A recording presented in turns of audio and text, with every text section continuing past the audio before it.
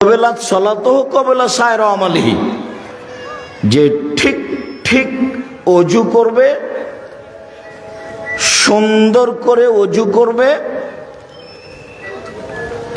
ভালো করে রুকু করবে, ভালো করে সিজদা করবে। কবেলাত সলাতহু, তার সলাত কবুল করা হবে। ও সায়রা আমালিহি, সব আমল কবুল করা হবে। হজ করেছে কবুল হবে, রোজা সিয়াম থেকেছে কবুল হবে, দান করেছে কবুল হবে। ফাইন রুদ্দাত আলাইহি সলাতুহু, আর যদি সলাত ঠিক মতো আদায় না করে, ওর নিয়ম কানুন অনুযায়ী না করে, মানে অজু ভালো হয়নি, রুকু ভালো হয়নি, সিজদা ভালো হয়নি, তাহলে রুদ্দাত আলাইহি সলাতুহু, সলাত তার উপরে প্রত্যাখ্যান করা হবে, মানে সলাত কবুল হলো না। অমান রুদ্দা আলাইহি সলাতুহু রুদ্দা আলাইহি সায়রা আমালিহি, যার সলাত হলো না তার আর কোনো ইবাদত কবুল হবে না। সলাত এমন একটি ইবাদত যার উপরে নির্ভর করে অন্যান্য ইবাদত। সলাত এমন একটি ইবাদত যার উপরে নির্ভর করে অন্যান্য ইবাদত। যদি সলাত কবুল হয় তাহলে হজ, যাকাত, সিয়াম এগুলো কবুল হবে। আর যদি সলাত কবুল না হয় তাহলে সব গেছে। সাদ করে এক মাস সিয়াম রোজা থেকে লাভ নেই। টাকা থাকলে হজে যেতে হবে সলাত ছেড়ে, এমন হজের প্রয়োজন নেই। ওগুলো কবুল হবে না বলে রাসূল সাল্লাল্লাহু আলাইহি সাল্লাম ঘোষণা দিয়েছেন। সম্মানিত দিনী ভাই বোন, বলছিলাম যে ফিহে রিজালুন ইউহিব্বুনা ইয়াতাতাহহারু আল্লাহু ইউহিব্বুল মুতাহহিরিন। মসজিদে নববী থেকে প্রায় 3 কিলোমিটার দূরে একটা মসজিদ আছে, তার নাম মসজিদে কোবা। সেখানে কেউ যদি 2 রাকাত সালাত আদায় করে তো কাবা ঘরে উমরা করলে যত নেকি হয় তত নেকি হবে। মসজিদে নববী থেকে প্রায় 3 কিলোমিটার দূরে একটা মসজিদ আছে, তার নাম কোবা। কোবা মসজিদ সবাই জানে, চিনে, যারা ওই দেশে থাকে কাজ করে তারা জানে যে এখানে আছে কোবা মসজিদ, জায়গার নাম কোবা, তো মসজিদের নাম কোবা।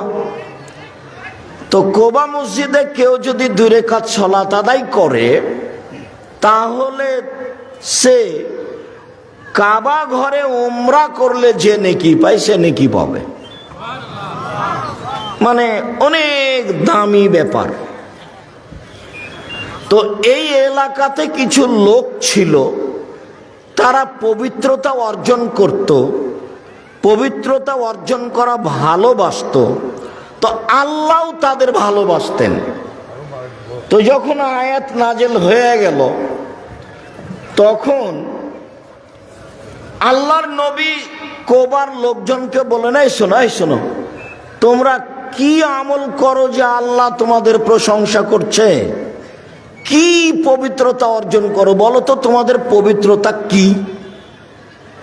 আল্লাহ কেন তোমাদের প্রশংসা করছেন? ঘটনা কি আমাকে বলো তো। তোরা বলছে যে এমন তো কিছু দেখি না, তবে 1, পেশাব পায়খানা করলে পানি দিয়ে পবিত্রতা অর্জন করি। 2, ফরজ গোসলের প্রয়োজন হলে পানি দিয়ে গোসল করি। 3,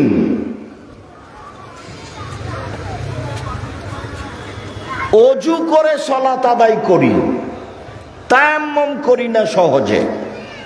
ও আচ্ছা আচ্ছা আচ্ছা, এই কারণে আল্লাহ তোমাদের পবিত্রতার প্রশংসা করছে। 1, পেশাব পায়খানার পরে পানি দিয়ে পবিত্রতা অর্জন করে। 2, ফরজ গোসল পানি দিয়ে করে, তায়াম্মুম করে শেষ করে না।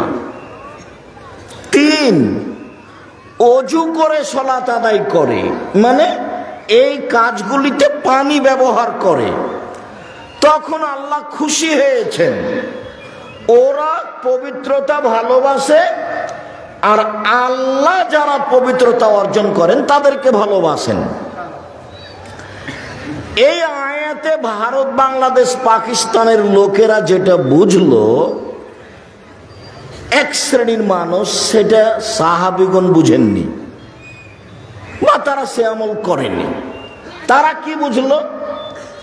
তারা বুঝলো যে শোনো শোনো, পবিত্রতা মানে হলো এই যে আগে ঢেল টিস্যু পেপার নিতে হবে, 40 কদম হাঁটতে হবে, পায়ের উপরে পা উঠাতে হবে, খক খক করে কাশতে হবে, তাহলে হলো ভালো পবিত্রতা। তখন আল্লাহ বলবেন যে হ্যাঁ ঠিক হয়েছে, এবার ভালো হয়েছে। সহিহ হাদিসে আসলো, আয়াত যখন নাযিল হয়ে গেল, এই ছেলে বসো, আয়াত যখন নাযিল হয়ে গেল যে ওখানে কিছু লোক আছে, বলেন তো কোথায়? কোবায়, যারা পবিত্রতাকে ভালোবাসে। আর যারা পবিত্রতাকে ভালোবাসে আল্লাহ তাদের ভালোবাসেন। তখন আমাদের নবী কোবার লোককে বলেন, এই শোনো, এই কোবার লোকেরা, তোমরা কি করো গো যে আল্লাহ তোমাদের প্রশংসা করেন? আমরা তো কিছু করি না, কি পবিত্রতা অর্জন করি? হ্যাঁ, পেশাব পায়খানার পরে পানি ব্যবহার করে পবিত্রতা অর্জন করি। 1, 2, ফরজ গোসল পানি দিয়ে করি। 3, অজু করে পানি দিয়ে অজু করে সালাত আদায় করি। হ্যাঁ ঠিক, তোমাদের এই কারণেই আল্লাহ তাআলা প্রশংসা করছে। তো ভালো, হাদিসও সহিহ, আয়াতও সহিহ স্থানে আছে। ভারত, বাংলাদেশ, পাকিস্তানের এক শ্রেণীর মাওলানা বা সাধারণ জনগণ বুঝে নিল যে আরে পবিত্রতা এইটা নয়, পবিত্রতা হলো পেশাব করার পরে ঢেল টিস্যু পেপার নিতে হবে, 40 কদম হাঁটতে হবে, পায়ের উপরে পা উঠাতে হবে, খক খক করে কাশতে হবে, তারপরে পানি দিয়ে পবিত্রতা অর্জন করতে হবে, তখন হলো প্রশংসা। এমনটা আল্লাহ রাসূল করেননি, সাহাবীও করেননি, পৃথিবীর কোনো মানুষ করেননি।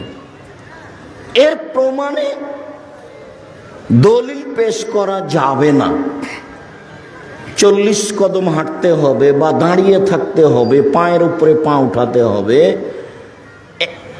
বিষয় যদি এমন হয় তাহলে মহিলা কি করবে? তাহলে কি মহিলাও ঢেল নিয়ে 40 কদম হাঁটবে? তাহলে মহিলাও কি পায়ের উপরে পা উঠাবে? ধর্ম পাগল হয়নি, ধর্ম রাজশাহী চাঁপাইনবাবগঞ্জের হাওয়াই লাড্ডু নয়। ভালো হিসাব, মুহাম্মদ সাল্লাল্লাহু আলাইহি সাল্লামের কাছে ফিরে যেতে হবে। ধর্ম মানলে পৃথিবীর কোন মানুষের 5 পয়সা দাম নাই। মানুষ তো বহুদূরের কথা, বুজুর্গানের দিন তো বহুদূরের কথা। স্বয়ং ওমর রাদিয়াল্লাহু তাআলা আনহু যদি এই কথা বলেন তা বাতিল হবে। উমর মানে কে? উমর মানে উমর যে রাস্তা দিয়ে হাঁটতেন সে রাস্তা দিয়ে শয়তান হাঁটতো না। আল্লাহ নবী নিজে বলছেন, বুখারী মুসলিমের হাদিস, উমর তুমি যে রাস্তা দিয়ে হাঁটো রাস্তা দিয়ে শয়তান হাঁটে না। অথচ উমর তাকে এক থাপ্পড় মারতে পারবেন এরকম ক্ষমতা উমরের ভিতরে নেই। ও তো ভিন্ন পদার্থের জিনিস, শয়তান ভিন্ন পদার্থের নয়, তাকে দেখা যায় না। তোমার তাকে মারবেন কি করে? উমর রাদিয়াল্লাহু তাআলা আনহু যদি কোনো কথা বলেন সেটা যদি রাসূলের না হয় তাহলে তা বাতিল হবে। পেশাব শেষে পানি দিয়ে পবিত্রতা অর্জন করুন। আব্দুর রাজ্জাক সাহেব ফোঁটা ফোঁটা পেশাব আসে যে মনে হলো আসলো নাকি 20-40 ঘন্টা পরে যদি ঢেলটা ফেলেন তবুও মনে হবে যে আসলো নাকি। তার মানে সন্দেহ পড়ে গেছেন আপনি। শয়তান এখন খালি বারবার বলছে এই যে পেশাবান, এই যে পেশাবান, এই যে পেশাবান। মহিলাদেরকে আমি বলি যে স্বামীর সাথে সুন্দর করে সংসার করলে দুইটা কাজ করবেন না। এক, অভিমান করবেন না। অভিমান মানে, হ্যাঁ ঈদ বকরাতে তুমি একটা ভালো কাপড় কিনে দাও না। অভিমান মানে তুমি একটু এখান সেখানে, দিনাজপুরের এটা কি স্বপ্নপুরী বেড়াতে নিয়ে গেলে না, তো এরকম যখন অভিমান করবে মহিলা, যখন হবে না তখন শয়তানকে বলবে তোর স্বামী তোর কিছুই করেনি, তোর স্বামী তোর কিছুই করেনি। তাহলে তুমি জীবনে কিছুই করনি। শয়তান যা বলে বলে দিবে ওগুলো সব ও স্বামীর সামনে কি করবে, বলবে। শয়তান তার ভিতরে ওগুলো বলায়, তখনও বলে। আর প্রতিবাদ করা হবে না স্বামীর সামনে। হ্যাঁ তুমি এ কথা বললে কেন, তুমি আমার মাকে গালি দিলে কেন, আমার মা তোমাকে কি বলেছে সেটা তুমি কথা বললে কেন, কেন তুমি আমাকে কথা বলো, তোমার সংসারই করবো না, তালাক দিয়ে দাও তুমি। তখন শয়তানকে বলে দেখলি এই যে তোকে এইভাবে বললো, তোকে এইভাবে বললো, তোকে এইভাবে বললো। সারাদিন মহিলাকে তখন শয়তান কি করবে, খালি ঠেলে নিয়ে বেড়াবে, ঠেলে নিয়ে বেড়াবে। তখনও প্রতিবাদ করতেই থাকবে। দিয়ে দেখা যাবে একটু পরে, তখন বা 1 ঘন্টা পরে বা 2 দিন পরে স্বামী বলবে যা যা তালাক, তালাক, তোকে 100 তালাক দিলাম, তোকে 1000 তালাক দিলাম, যা। এগুলো শয়তানে করায়। এগুলো কে করায়?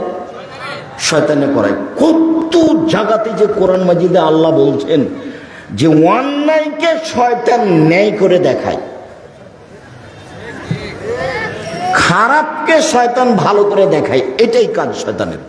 যাইয়ানা, খারাপটাকে সুন্দর করে তোলে, খারাপটাকে সুন্দর করে তোলে, যার জন্য জীবনেও যেন কোনোদিন কোনো মহিলা স্বামীর সংসারে অভিমান না করে আর প্রতিবাদ না করে। এইভাবে বলবে, তাহলে শয়তান সুযোগ পাবে না। যাহাই দিবেন তাহাই পরিব, যা খাওয়ার ব্যবস্থা করবেন তাই খাবো, আমার পক্ষ থেকে কোনো প্রকার অভিযোগ আপত্তি থাকিবে না। আমি গ্রামের মহিলা, একটু লবণ ভাত, পান্তা ভাত, রংপুরের ভাষায় কড়কড়াতেই যথেষ্ট, এত কিছু লাগবে না। তখন শয়তান আর সুযোগ পাবে না। শয়তান তখন বলবে যে গেলাম। তো যারা এইভাবে পেশাবের পথে যায়, সারা দিন তাকে শয়তান মাঠে নিয়ে বেড়াবে। আর শয়তান সব সময় লেগে আছে পেশাব পায়খানার পথ দিয়ে, পেশাব পায়খানার কথা বলে শয়তান কোটি কোটি মানুষকে রাসূলের সুন্নাত থেকে সরিয়ে দিয়েছে।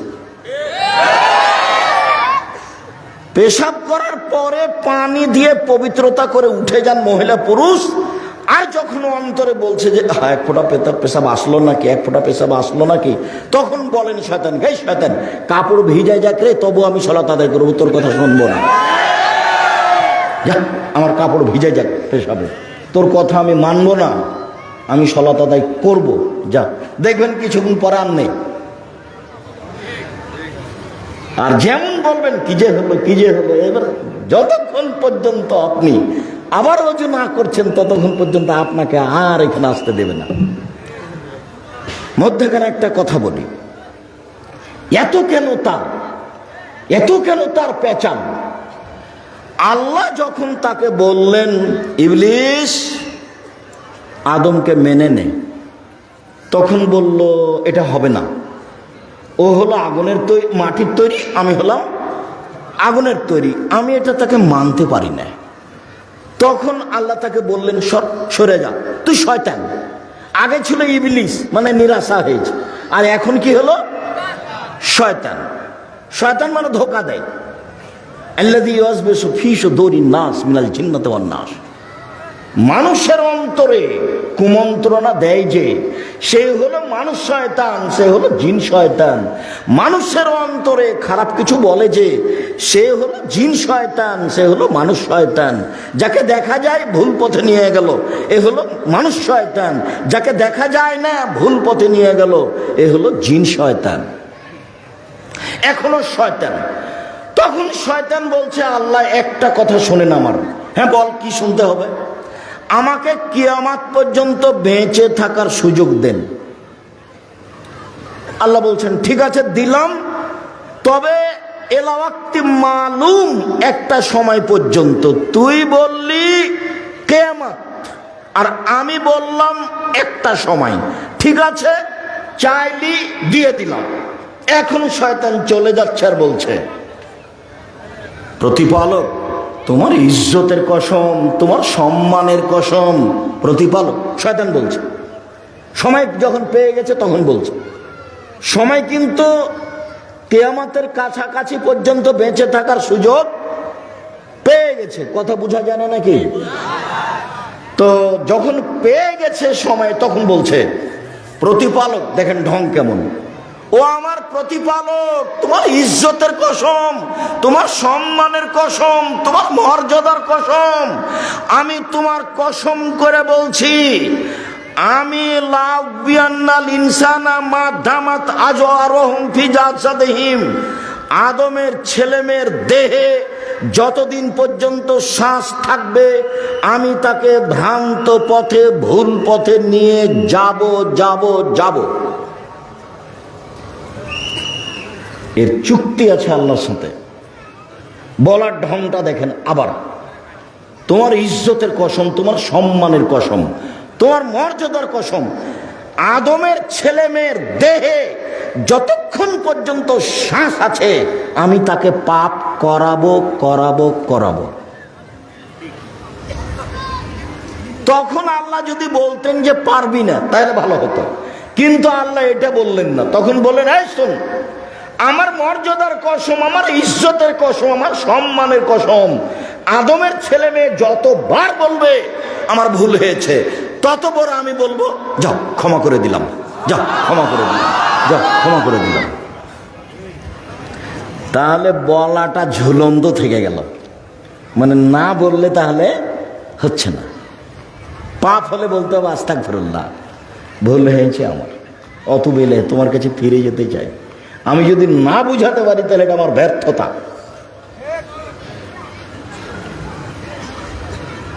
আল্লাহর সাথে চুক্তি করে বের হচ্ছে শয়তান, আমি ওকে ভুল পথে নিয়ে যাবই, মিনিটের মধ্যে আমি তাকে 100 তালাক দেওয়াবো বউকে।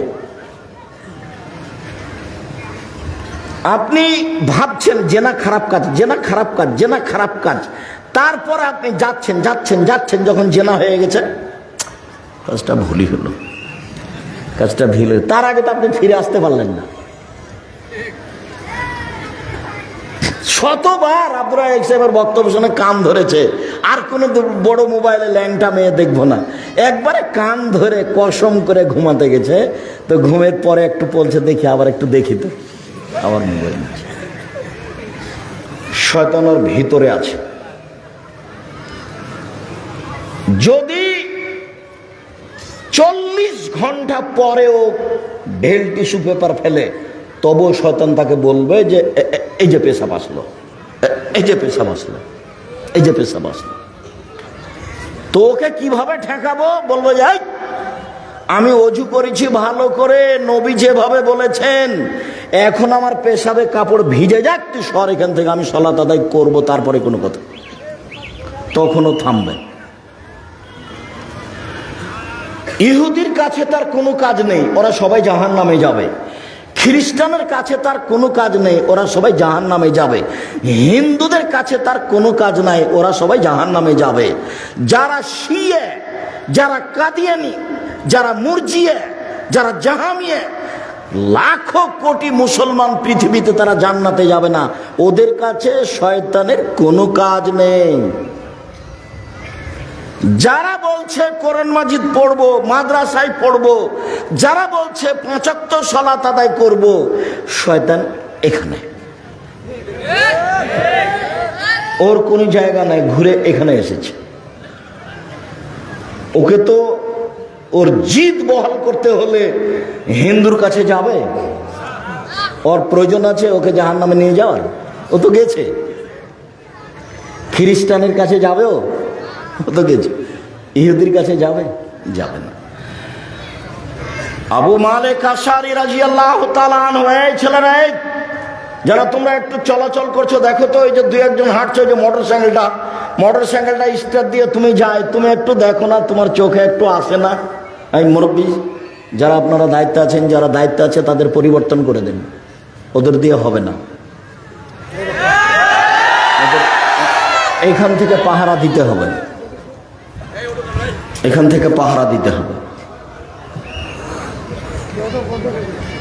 সম্মানিত দ্বীনী ভাই বোন, আবু মালিক আশআরী রাদিয়াল্লাহু তাআলা আনহু বলেন, আত-তাহুরু শাতরুল ঈমান, পবিত্রতা অর্ধেক ঈমান।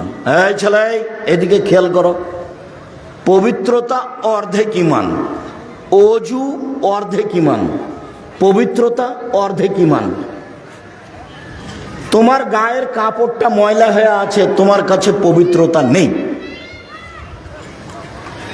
তোমার মা তোমার ছোট ভাইয়ের ছোট বোনের কাপড়গুলো পরিষ্কার করে দেয় না, তোমার মা উপযুক্ত মা নয়, ও পবিত্রতা বুঝে না। ওযু হলো অর্ধেক ঈমান।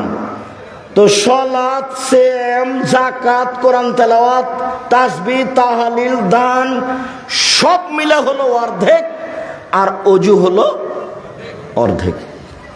তাহলে কি সাধারণ জিনিস হলো? দুনিয়াতে যত ইবাদত আছে সব একদিকে থাকলো অর্ধেকে, আর ওযু থাকলো অর্ধেকে। হাদিস বুখারী মুসলিম। তারপরে বলছেন, সুবহানাল্লাহি ওয়া আলহামদুলিল্লাহি ইয়ামলাআনে মা বাইনাস সামাওয়াতি ওয়াল আরদ। মানুষ যদি মুখে সুবহানাল্লাহ আলহামদুলিল্লাহ বলে, তাহলে আকাশ জমিনের মধ্যে যে ফাঁকাটা আছে নেকিতে পূর্ণ হয়ে যাবে। আল্লাহ দিবেন, তার রহমতের অভাব নেই। যার কারণে দোকানে বসে আড্ডা পিটা হবে না, দোকানে বসে কারো বদনাম গীবাত করা হবে না। আপনি এশার সালাত আদায় করে মাথায় টুপি দিয়ে দোকানে বসে আর একজনের বদনাম করেন, আর ওইদিকে টিভিতে ল্যাংটা মেয়ে নাচে, এটা আপনার কেমনে শোভা পায়? এটা আপনার কি করে হতে পারে? আপনি একজন ভালো মানুষ, নিজেকে বলুন তো দেখি আমি ভালো মানুষ। এই ছেলেরা, তোমরা যারা বড় মোবাইলে দিন রাত ল্যাংটা মেয়েকে দেখছো জেনা অবস্থায়, তুমি কি বলতে পারো আমি শিক্ষিত ছেলে? তুমি কি বলতে পারো যে সমাজের দায়িত্ব আমি পালন করবই, সমাজ গড়বই, দেশ গড়বই, জাতি গড়বই? তুমি জেনা নিয়ে দিন রাত ঘুরো বেটা, আর মুখে বলো জাতি গড়বো, দেশ গড়বো, ফাইজলামি করো? অত সহজ?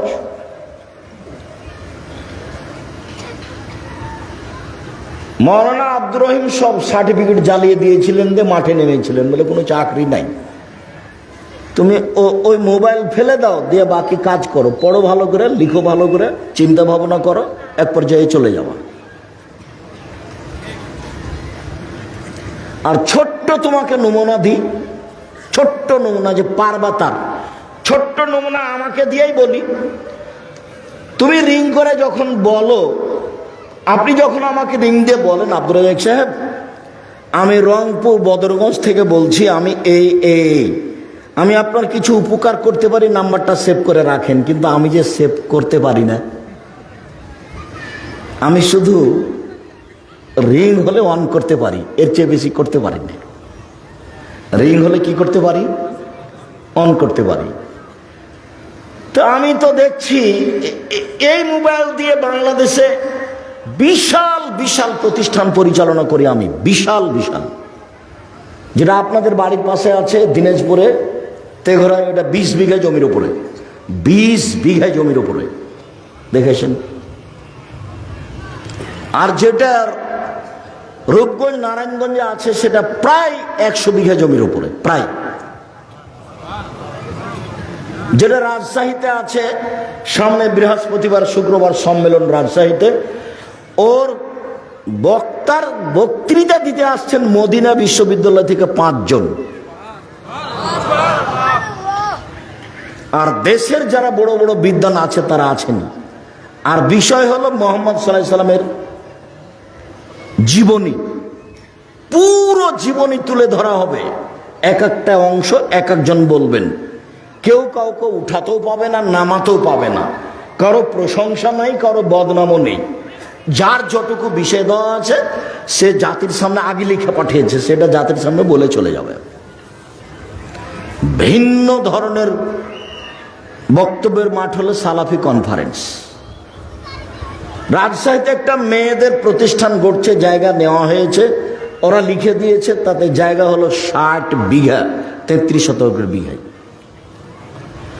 আপাতত ছাত্রছাত্রী প্রায় 5000,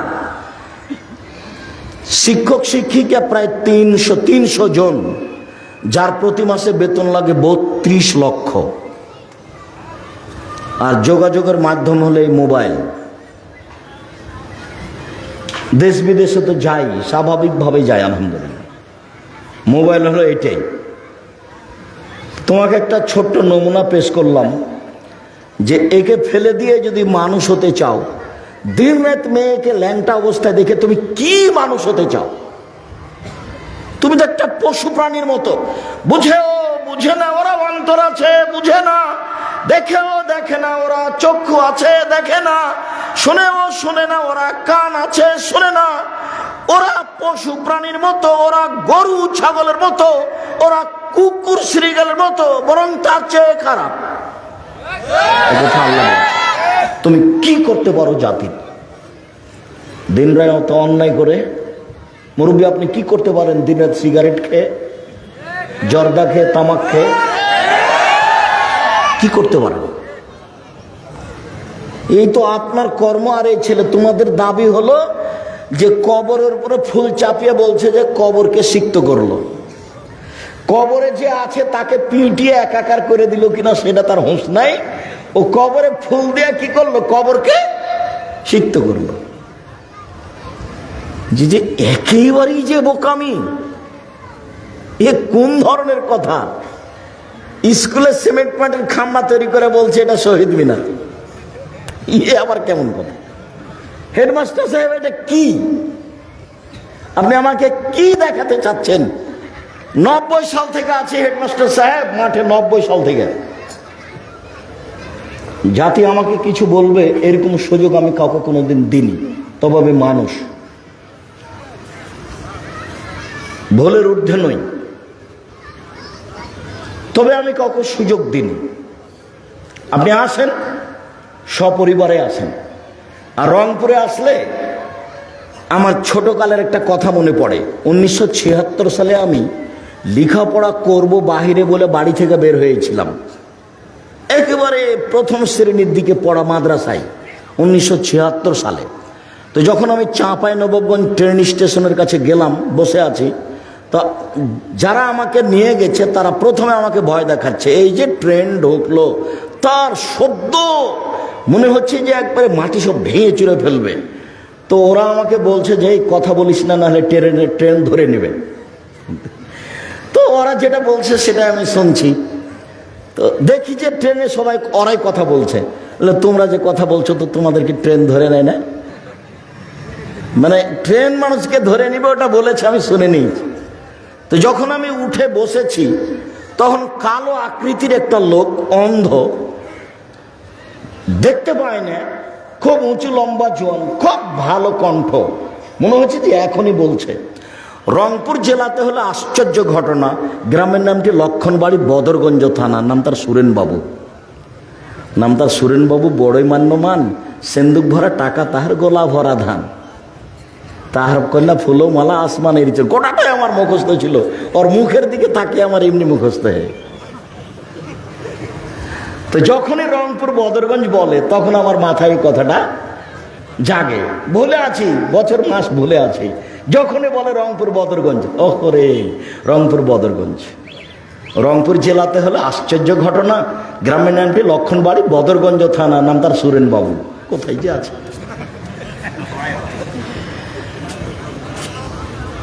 তো আপনাদের সাথে আমার আন্তরিকতার অভাব নেই। সময় মতো আসতে পারিনি, মনে কিছু নিয়েন না। পবিত্রতা অর্ধেক ঈমান। আলহামদুলিল্লাহ, সুবহানাল্লাহ বললে আকাশ জমিন নেকিতে ভরে যায়। ভুলেও দোকানে বসে আড্ডা পিটবেন না। সালাত আদায় করে বাসায় যাবেন, 2-1 আয়াত কোরআন মাজিদ পড়বেন, সুবহানাল্লাহ আলহামদুলিল্লাহ কিছু বলবেন, 10 বার দিয়ে শুয়ে যাবেন। মরা লাগবে। বসে দেখেছিলাম একদিন বয়স 40, দেখি এখন 60, কয়দিন পরে দেখবো আর নেই। এই হলো জীবন। তারপরে তিনি বললেন আসাদকাত বুরহান, দান হলো দলিল। কোন ইবাদত দলিল নয়, দান মাত্র দলিল। বিচারের মাঠে আমি বলবো আমি জান্নাত পাবো। আল্লাহ যদি আমাকে বলেন কেন, তো আমি বলবো যে আমি যে জান্নাত পাবো তার দলিল আছে আমার কাছে। কি দলিল? এই যে দান করেছি। তারপরে তিনি বললেন না সলাত নূরুন, সলাত হলো আলো, নামাজ হলো আলো। বিচারের মাঠে খুব অন্ধকার থাকবে, বিচারের মাঠ কোনো কিছু দেখা যাবে না, একেবারে অন্ধকার। তো যার সলাত কবুল হয়েছে ওর জন্য হবে আলো। সাবর জিয়া, ধৈর্য হলো আলো। সব কাজে ধৈর্যের পরিচয় দিতে হবে। আসরের সলাতের পরে আব্দুল রাজ্জাক সাহেব নেই, আরে ছাড়ো মিথ্যা কথা বলছে, এরা দাওয়াতি দেয়নি। মাগরিবের পরেও নেই, আর চলো সব মিথ্যা ধোঁকাবাজ। আমার কথাই হয়তো তার সাথে এমনি বলছে। একটু দেখি ঘটনা কি। ওনারা বলছেন যে রাস্তায় আসছেন, 2টার সময় বের হয়েছি, রাস্তাঘাটে ভ্যান রিক্সা বেশি, গাড়ি চলে না। প্রাণপণে চেষ্টা করছি আসার, কিন্তু ধৈর্য কুলালো না। যার যা মনে লাগলো সে তা বলে নিয়ে চলে গেল অসাবর দিয়ে। তারপরে বলছেন অল কোরআন হুজ্জাতুল লাকা ওয়া আলাইকা, কোরআন তোমার পক্ষেও হতে পারে, কোরআন তোমার বিপক্ষেও হতে পারে। আবু হুরায়রা রাদিয়াল্লাহু তাআলা আনহু বলেন রাসূল সাল্লাল্লাহু আলাইহি ওয়াসাল্লাম বললেন আলা আদুল্লুকুম মায়ামুল্লাহু বিল খাতায় ওয়ারফা'ু দারাজাত, সঙ্গী সাথী পৃথিবীর মানুষ শুনে রেখো, আমি কি তোমাদের এমন একটা কথা বলে দিব না যাতে পাপ মিটে যাবে, মান বেড়ে যাবে, যাতে পাপ মিটে যাবে, মান বেড়ে যাবে, যাতে পাপ মিটে যাবে, মান বেড়ে যাবে। বলেন না সেটা কি? বলেন দেখি। পাপ মিটে যাবে, মান বেড়ে যাবে কি করলে? শোনো, এক, ইসবাগুল ওযু, ভালো করে ওযু করলে, বারবার কথাটা আসবে, ভালো করে ওযু করলে। 2, কাসরাতুল খুতা ইলাল মাসাজিদ, পায়ে হেঁটে মসজিদে গেলে। 3, ইন্তেজারুস সালাত বাদা সালাত, এক সালাতের পরে আবার কখন সালাতের টাইম হবে মর্মে অপেক্ষা করলে। তাহলে 3টা কাজ, পাপ মিটে যাবে, মান বেড়ে যাবে, পাপ মিটে যাবে, মান বেড়ে যাবে। 1, সুন্দর করে ওযু করলে। 2, পায়ে হেঁটে মসজিদে গেলে। 3, সালাতের জন্য অপেক্ষা করলে। মনে থাকবে না মনে হয়? পাপ মিটে যাবে, মান বেড়ে যাবে। আব্দুল্লাহ ইবনে আব্বাস রাদিয়াল্লাহু তাআলা আনহু বলেন যে আল্লাহর নবী একদা বললেন যে আল্লাহ তাআলা আমাকে বলছেন মুহাম্মদ। তো আমাদের নবী বলছেন জি, হাল তাদরি ফিমা ইয়াকতাসিমুল মালাউল আলা, মুহাম্মদ আপনি কি বলতে পারেন উপরে কি নিয়ে হইচই হচ্ছে? একটু মধ্যখানে আল্লাহ এবং জিবরাইল আমাদের নবীকে ডাকতেন মুহাম্মদ বলে। জিবরাইল বলেছেন মুহাম্মদ এটা করেন, এটা করেন। আল্লাহ আমাদের নবীকে বলেছেন মুহাম্মদ এই এই এই। তা আল্লাহ আমাদের নবীর কি নামে ডেকেছেন? মুহাম্মদ। আর সাহাবীগণ বলতেন আল্লাহ রসুল, আল্লাহ রসুল বলেছেন, আল্লাহ রসুল দিয়েছেন, আল্লাহ রসুল খেয়েছেন। আয়েশা বলছেন আল্লাহ রসুল বলেছেন, আল্লাহ রসুল দিয়েছেন, আল্লাহ রসুল খেয়েছেন। সাহাবীগণ কিভাবে বলতেন? আল্লাহ রসুল। আর ভারত, বাংলাদেশ, পাকিস্তানে আমরা যারা আছি তারা বলছি হুজুর পাক সাল্লাল্লাহু আলাইহি সাল্লাম বলেছেন। হুজুর পাক এ শরীফের মতো হয়ে গেছে। আল্লাহ বলছেন কোরআন মাজিদ আর হুজুর বলছেন কোরআন শরীফ। হুজুর পাক কথা বাতিল, হুজুর পাক নেই।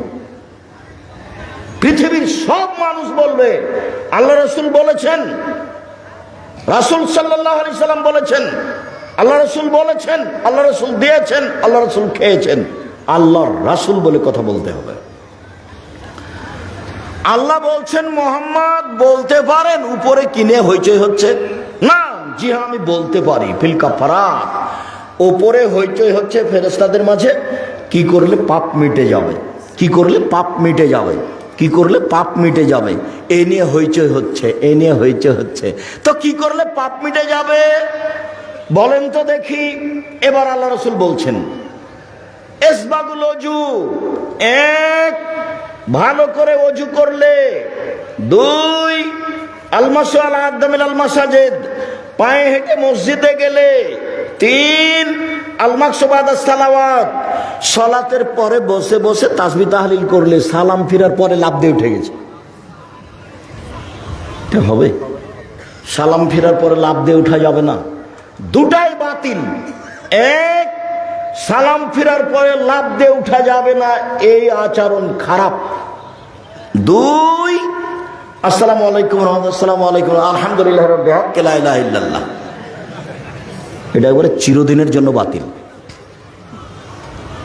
চিরদিনের জন্য বাতিল। কিয়ামত পর্যন্ত কোনো হুজুর এরকম করতে পাবে না,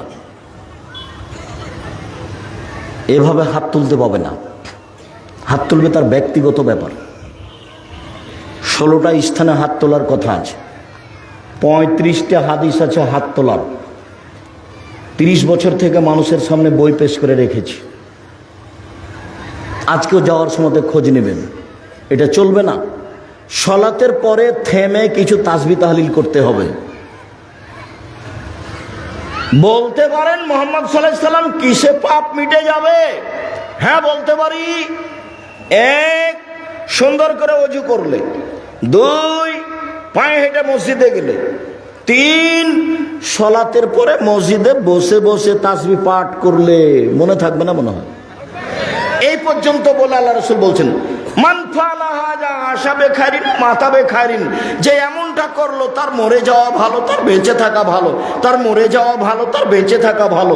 যে এমনটা করলো তার মরে যাওয়া ভালো, তার বেঁচে থাকা ভালো। তারপরে কি থামছেন? আরো বলছেন ওয়াকানা মিন খাতিয়াতিহি কা ইয়াউমিন ওয়ালাদাত উম্মুহু, তারপরে লোকটা হয়ে গেল সেই দিনের মতো যেদিন তার মা তাকে জন্ম দিয়েছে।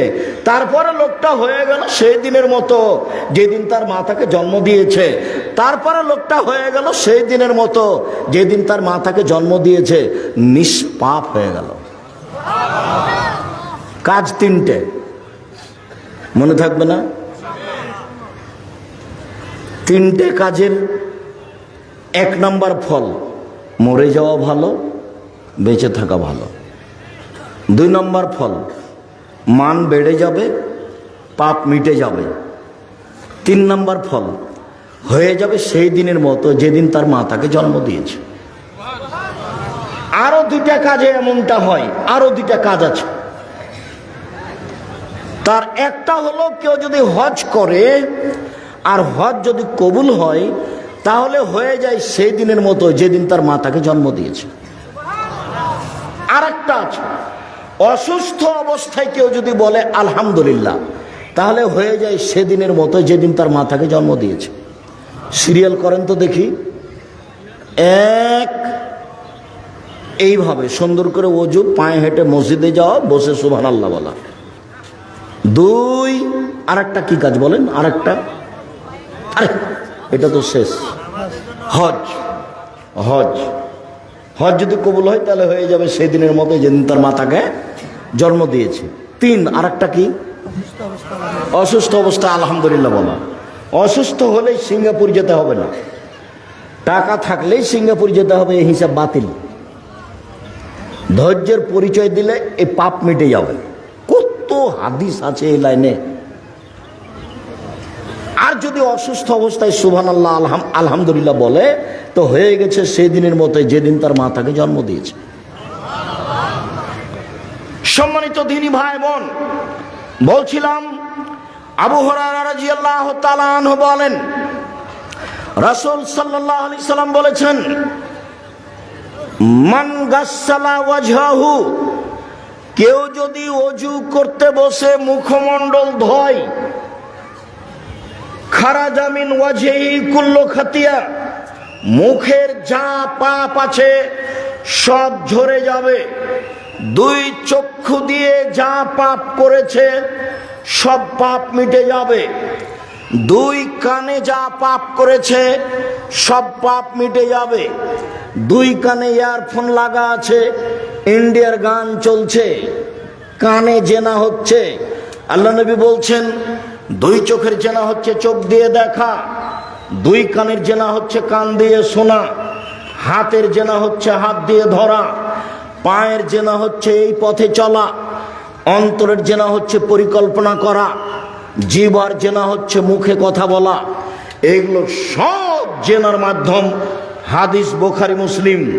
আল্লাহর নবী বলেন অজু করতে লেগে কেউ যদি মুখমণ্ডল ধয় তাহলে কানে চোখের মাধ্যমে চা পাপ হয়েছে সব ঝরে যাবে পানির মাধ্যমে এবং শেষ ফোঁটার মাধ্যমে।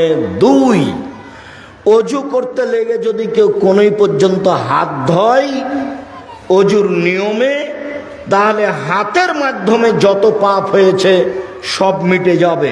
তিন, অজুর শেষে কেউ যদি পা ধয় তাহলে পায়ের মাধ্যমে যে পাপ হয়েছে সব পাপ মিটে যাবে। এবার লোকটা মসজিদে যাচ্ছে সালাত আদায় করতে, তার কোনো আর পাপ নেই, নিষ্পাপ হয়ে মসজিদের দিকে যাচ্ছে, তার কোনো পাপ নেই। আবু হুরায়রা রাদিয়াল্লাহু তাআলা আনহু বলেন আল্লাহর নবী বলেছেন আল উযু ইয়াকফিরু মা কানা ক্বাবলাহু, অজু অতীতের সব পাপকে মিটিয়ে দেয়। অজু অতীতের সব পাপকে মিটিয়ে দেয়। অজু অতীতের সব পাপকে মিটিয়ে দেয়। আর সালাতটা তার জন্য নফল হিসাবে দাঁড়ায়, মানে মান বেড়ে যায়। সালাতটা তার জন্য নফল হিসাবে দাঁড়ায়, মানে মান বেড়ে যায়। অজু। উবাদা ইবনে সামিত রাদিয়াল্লাহু তাআলা আনহু বলেন রাসূল সাল্লাল্লাহু আলাইহি ওয়াসাল্লাম বলেছেন as-salawatul khams ইফতারাজাহুন আল্লাহু তাআলা ফামান আহসানা ওযুহুন্না ওয়া সাল্লা লিওয়াক্তিহিন্না ওয়া আতামা রুকুহুন্না সুজুদাহুন্না।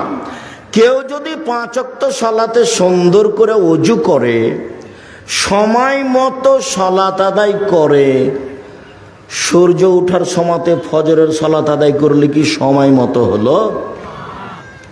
সূর্য ডুবার পূর্বে আসরের সালাত আদায় করলে কি সময় মতো হলো? কেউ যদি সুন্দর করে ওযু করে, সময় মতো সালাত আদায় করে, রুকু সিজদা পূর্ণ করে কানা আলাল্লাহি লাহু আহাদুন, আল্লাহর সাথে তার একটা চুক্তি হয়ে যায়। আল্লাহর সাথে তার একটা চুক্তি হয়ে যায়, আল্লাহ তাকে ক্ষমা করবেনি। আবার কথাটা বুঝতে হবে। ছেলে এদিকে লক্ষ্য করো তো আমি কি বলছি। কেউ যদি সুন্দর করে ওযু করে, এক, সময় মতো সালাত আদায় করে, দুই, সুন্দর করে রুকু করে, তিন, সুন্দর করে সিজদা করে, চার, এখন আল্লাহর সাথে একটা চুক্তি হয়েছে। আল্লাহ এখন তাকে বলছে এই বান্দা শোন, তোর সাথে আমার একটা চুক্তি হয়ে গেল, আমি তোকে জান্নাত দিব, ঘোষণা দিলাম। এবার আল্লাহ রাসূল বলছেন ফাইনাল ইয়াফাল, এমনটা যদি কেউ না করে, সুন্দর করে ওযু না করে, সুন্দর করে সময় মতো সালাত আদায় না করে, রুকু ভালোভাবে না করে, সিজদা ভালোভাবে না করে, আল্লাহর সাথে তার কোনো চুক্তি নেই। লাম ইয়াকুন আলাইহা আহাদুন, আল্লাহর সাথে তার কোনো চুক্তি নেই। আল্লাহর সাথে তার কোনো চুক্তি নেই। ইনশা আযাবাহু ওয়া ইনশা গাফারা লাহু, চাইলে ক্ষমা করে দিবেন, চাইলে শাস্তি দিয়ে দিবেন, চাইলে ক্ষমা করে দিবেন, চাইলে শাস্তি দিয়ে দিবেন, কোনো চুক্তি নাই। মনে থাকবে না যে মনে হয়। সুন্দর করে ওযু, সময় মতো সালাত, সুন্দর করে রুকু, সুন্দর করে সিজদা। এবার আমার সাথে চুক্তি হয়েছে কার? আল্লাহর। আমাকে উনি কি দিবেন? কিসের চুক্তি হলো? জান্নাত দিবেন। যারা এমনটা করে না তার সাথে চুক্তি হয়নি। আল্লাহ চাইলে এখন কি করবেন? ক্ষমা করে দিবেন, চাইলে শাস্তি দিবেন। বলছিলাম অজু খুব খেয়াল করে থাকবেন। অজু একটি ভিন্ন ধরনের ব্যতিক্রম ইবাদত। অজু একটি ভিন্ন ধরনের ব্যতিক্রম ইবাদত। রাসূল সাল্লাল্লাহু আলাইহি ওয়াসাল্লাম যা বলেন। উকবা ইবনে আমির রাদিয়াল্লাহু তাআলা আনহু বলেন, আল্লাহর নবী বলেছেন, মান তাওয়াদ্দা ওযুই হাদা, কেউ যদি আমার মতো করে অজু করে, সুম্মা সাল্লা রাকাতাইনে মুকবিলান আলাইহিমা বিকালবি ওয়াজহিহি, মনে প্রাণে ভয় ভীতি নিয়ে 2 রাকাত সালাত আদায় করে, ওয়াজাবাত লাহুল জান্নাহ, সে জান্নাতে যাবেই। আবু হুরায়রা রাদিয়াল্লাহু তাআলা আনহু বলেন, আল্লাহর নবী বলেছেন, লা তুকবালু সালাতুন বিগাইরি তাহুরিন ওয়ালা সাদাকাতুন মিন গলুলিন, অজু ছাড়া সালাত কবুল হবে না, অবৈধ পয়সা দান করলে কবুল হবে না, আত্মসাতের পয়সা দান করলে কবুল হবে না, বিশ্বাসঘাতকতা করে দান করলে কবুল হবে না, দায়িত্ব নিয়ে সরকার থেকে নিচ পর্যন্ত, নিচে থেকে উপর পর্যন্ত বিগত সরকার যা দেখিয়েছে, দেশের উন্নয়নের নামে কোটি কোটি টাকা মানুষ আত্মসাৎ করেছে, মসজিদ মাদ্রাসায় দান করেছে, করছে। এই সব পয়সা আল্লাহর দরবারে কবুল হবে না। বুখারী মুসলিমের হাদিস, অজু ছাড়া সালাত কবুল হবে না, অবৈধ পয়সার দান কবুল হবে না। বিশ্বাসঘাতক যারা, আত্মসাৎকারী যারা, গাদ্দার যারা, তাদের দান কবুল হবে না। মনে রাখা ভালো হবে,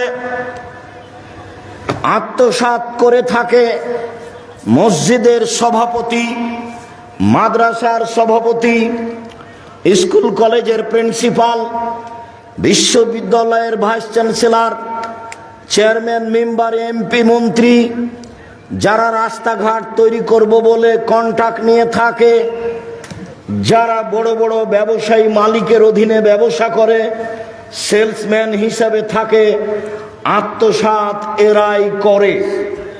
এদের মাধ্যমে আত্মসাৎ হয়ে থাকে। একটা বাক্য আত্মসাতের আসলো, তাই আর একটা বাক্য বলে রাখছি, মনে রাখবেন। এই ছেলে, কিছুক্ষণ অপেক্ষা করবেন, দাঁড়িয়ে আমাকে কাজ দেখাবেন না। আমি আপনার চেয়ে বেশি ক্লান্ত আছি, আমি আপনার চেয়ে অনেক বেশি ক্লান্ত আছি। আমি এমনিতেই গতকাল আমি দুবাই থেকে ঢাকায় নেমে জুমার খুতবা দিয়েছি। জুমার খুতবা দিয়ে কোথায় প্রোগ্রাম ছিল, প্রোগ্রাম করেছি। প্রোগ্রাম করে রাতে রাতে প্রতিষ্ঠানে গেছি রাজশাহী। সকালে ক্লাস নিয়েছি, বাসায় এসে অফিসে ঢুকে আরও কত কি কাজ ছিল সেগুলো করেছি। তারপরে গোসল করে সালাত আদায় করে সামনে একটু খেয়ে গাড়িতে উঠেছি। এখন পর্যন্ত আমি আসতেই আছি। আপনি হেঁটে বেড়াবেন সেটা আমি দেখব? আপনার মতো নোংরা লোককে আমি দেখতে চাই না। জাতির যদি রাস্তাঘাট করে দিতে না পারি, জাতির যদি স্কুল কলেজ করে দিতে না পারি, জাতিকে চূড়ান্ত সঠিক ধর্ম দিতে পারবো ইনশাআল্লাহ। ধর্মের ব্যাপারে জাতিকে ফাঁকি দিনি। 32 বছরে 34 বছরে কোনোদিন কেসা কাহিনী বলিনি। 90 সাল থেকে না আজ পর্যন্ত কোনোদিন মাঝহাব নিয়ে কথা বলিনি। পুরো জীবন চ্যালেঞ্জ করলাম, একদিন নয়, 1 ঘন্টা নয়, একটা বাক্য মাঝহাব নিয়ে কোনোদিন বলিনি। ওই পাতায় পড়ি না, পাতাটা ছিঁড়ে দিয়েছি। যারা পড়ছে তারাই পড়ুক, যারা মানুষের বদনাম করছে তারাই করুক, আল্লাহ তাদের হেদায়েত দান করুক। যারা মানুষের পিছনে লেগে আছে তারাই লেগে থাক, আল্লাহ তাদের হেদায়েত দান করুক। ফেসবুকে কারোর পিছনে কিছু বলা প্রয়োজন মনে করি না, কাউকে বলিও না যে একে কিছু বলেন, ও যদি আমাকে ধুয়ে ছেড়ে দেয় আমি মুখ খুলব না। ওর কত বড় হাইকোর্ট আর কত বড় জজ কোর্ট আমি বিচারের মাঠে দেখব ইনশাআল্লাহ। যেদিন তার হাইকোর্ট জজ কোর্ট কিছুই থাকবে না, ফেসবুক তার জজ কোর্ট, ইউটিউব তার হাইকোর্ট, এখানে সব কিছু করে নিল। ধর্ম তো সহজ নয়। সম্মানিত দিনী ভাই বোন, আপনি দোকানে বসে আড্ডা পিটবেন, আমি আব্দুর রাজ্জাক বিন ইউসুফের কথা বলবো, তখন আপনি ভালো মানুষ এই ধারণা আপনি করিয়েন না। এ ধারণা আপনার ঠিক নয়। আমি আপনার জন্য এসেছি, এত পথ অতিক্রম করে আমি আপনার জন্য এসেছি। আপনি কেন ওখানে থাকবেন? কি দেখাতে চান আপনি আমাকে? আপনার কাছে কি বিদ্যা আছে? আপনি আপনার পরিবারটা আমার কাছে পরিচয় দেন তো। আপনার পরিবার কি করে? কিসের বলে আপনি এত কিছু ভাবেন? কি আপনার ভাবার এমন আছে? সম্মানিত দিনী ভাই বোন, আদি ইবনে উমায়রা বলছেন যে আল্লাহর নবী বললেন, মানিস্তামালনাহু আলা আমালিন মিনকুম, পৃথিবীর মানুষ শোনো, আমি তোমাদের যাকে বেতন দিয়ে কাজ দিই, শিক্ষক হোক, প্রিন্সিপাল হোক, সভাপতি হোক, যে কোনো লোক যে কোনো জায়গাতে বেতন পায়, তাকে আমি কাজ দিয়েছি, ফাক্কাতামা মিখিয়াতান ফামাফাউকাহু, সে যদি কাজে একটা সুঁচ আত্মসাৎ করে। সুঁচ বুঝেন আপনারা? সুঁচ আত্মসাৎ করে। সুঁচ তো কথা নয়, মানে ছোট থেকে ছোট, ক্ষুদ্র থেকে ক্ষুদ্র, কম থেকে কম, 1 টাকা 50 পয়সা, একটা গম, একখান টিন, একটা বস্তা, একটা কম্বল, একখান ইট, 1 টাকা। কেউ যদি সামান্য প্রমাণে আত্মসাৎ করে, ইয়াউমাল কিয়ামা, বিচার মাঠেও সেগুলি নিয়ে উপস্থিত হবে। ওর কাঁধে থাকবে টিন, ওর কাঁধে থাকবে গমের বস্তা, ওর কাঁধে থাকবে টাকা, ওর কাঁধে থাকবে গরু ছাগল। সৌদি আরবের মানুষ উট আত্মসাৎ করেছে, কাঁধে থাকবে। বাংলাদেশের মানুষ কাপড় আত্মসাৎ করেছে, কাঁধে থাকবে। টিন আত্মসাৎ করেছে, কাঁধে থাকবে। জমি জোর করে দখল করেছে, জমির নিচ থেকে খুঁড়ে তাকে খুঁড়িতে বাধ্য করা হবে, উঠিয়ে কাঁধে তুলে দেওয়া হবে। এগুলো নিয়েও ঘুরবে। যদি একদিন ঘুরে 50,000 বছর, যদি 3 দিন ঘুরে তাহলে 1.5 লক্ষ বছর। ও তো বুঝতে পারেনি কিয়ামত কাকে বলে। খায় আর পায়খানা করে আর দিন কাটায়, মনে করে আমি কিছু। কিয়ামত তো এমন কিছু নয়। কবর তো কারো হাতে নেই, কিয়ামত তো কারো হাতে নেই, জাহান্নাম জান্নাত তো কারো হাতে নেই। আল্লাহ ওগুলো সব নিজের হাতে রেখে দিয়েছে। কেন এই কথাটা আসলো, এই বিষয়ে বিস্তারিত দেখতে চাইলে যে এদেরকে বলতে হবে, ইউটিউবে পাওয়া যাবে আত্মসাৎ। সরকার যখন দেশ ছেড়ে চলে গেল এইভাবে, তখন প্রথম বক্তব্য ছিল মসজিদে জুলুম। প্রথম বক্তব্য কি ছিল? জুলুম। তারপরের বক্তব্য ছিল আত্মসাৎ। তারপরের বক্তব্য ছিল ছবি মূর্তি। বাড়িতে গিয়ে আপনার ছেলে যে পটটা, পায়খানার পটটা আছে, ওটা ঘোড়ার আকারে আছে, ওটা ভেঙে দিতে হবে আজকেই। আয়েশা রাদিয়াল্লাহু তাআলা আনহা বলেন, আল্লাহর নবী বাড়িতে ঢুকে ভেঙে দেওয়া যাবে এমন কিছু রেখে দিতেন না, ভেঙে দিতেন। আয়েশা রাদিয়াল্লাহু তাআলা আনহা বলেন, আল্লাহর নবী বাড়িতে ঢুকে এমন কিছু রাখতেন না যেটা ছিঁড়ে ফেলা যাবে, কাপড় চুপড়, সেগুলো ছিঁড়ে ফেলে দিতেন। তোমার শুধু স্কুলের ছবিটা, পাসপোর্ট সাইজের ছবিটা ব্যতীত তোমার বাড়িতে আর কোনো প্রকার ছবি মূর্তি থাকবে না। না তোমার বাপের, না তোমার মায়ের, না তোমার বন্ধুর, না তোমার বান্ধবীর, না অ্যালবামে, না বাড়িতে একটাও রাখা হবে না। রাখলে তুমি মুনাফেক। তুমি আমার বক্তব্য শুনে মুনাফেকি করো। তোমার মা ও তো অবুঝ মহিলা। তোমার নানা বিবাহ দিয়েছে, স্বামীর কাছে গেছে, সেই বাচ্চা হয়ে গেছে। কিসের মা? মা কাকে বলে? ও জানে মা কাকে বলে? এই ছেলে, এদিকে খেয়াল করো। আগে তোমার মাকে দেখাই মা কাকে বলে, তারপর আবার ফিরে আসছে এখানে ইনশাআল্লাহ। মা হলে 4টে জিনিস লাগে। মা হলে কয়টা জিনিস লাগে? 4টে জিনিস লাগে। জাবের বলছেন যে রাসূলের সাথে যুদ্ধ করে আমরা বাড়িতে আসছি, তো মদিনায় ঢুকবো। তা আল্লাহ রাসূল বলেন, এই থামো থামো থামো, রাতে এখানে থাকবো, সকালে বাড়িতে যাব। তো আমি জাবের বললাম, আল্লাহর নবী, আমি নতুন বিবাহ করেছি, আমাকে বাড়ি যেতে দেন। তো আল্লাহ রাসূল বলছিল, হো তুমি নতুন বিবাহ করেছো? তুমি কুমারী মেয়ে বিবাহ করেছো না তালাক প্রাপ্তা মেয়ে বিবাহ করেছো? তা জাবের বললেন, আল্লাহ রাসূল, আমি তালাক প্রাপ্তা মেয়ে বিবাহ করেছি। তো রাসূল সাল্লাল্লাহু আলাইহি ওয়াসাল্লাম বলেন, আচ্ছা জাবের, তুমি কুমারী মেয়ে কেন বিবাহ করলে না? তুমি তার সাথে খেলতো, তোমার সাথে খেলতো, তুমি তার সাথে খেলতো, তোমার সাথে খেলতো। তখন জাবের রাদিয়াল্লাহু আনহু বলছেন, আল্লাহর নবী, আমার বাপ ওহিদের যুদ্ধে শহীদ হয়েছেন, আমার পিতা ওহুদের যুদ্ধে শহীদ হয়েছেন 9 জন মেয়ে রেখে। কয়জন? 9 জন মেয়ে রেখে।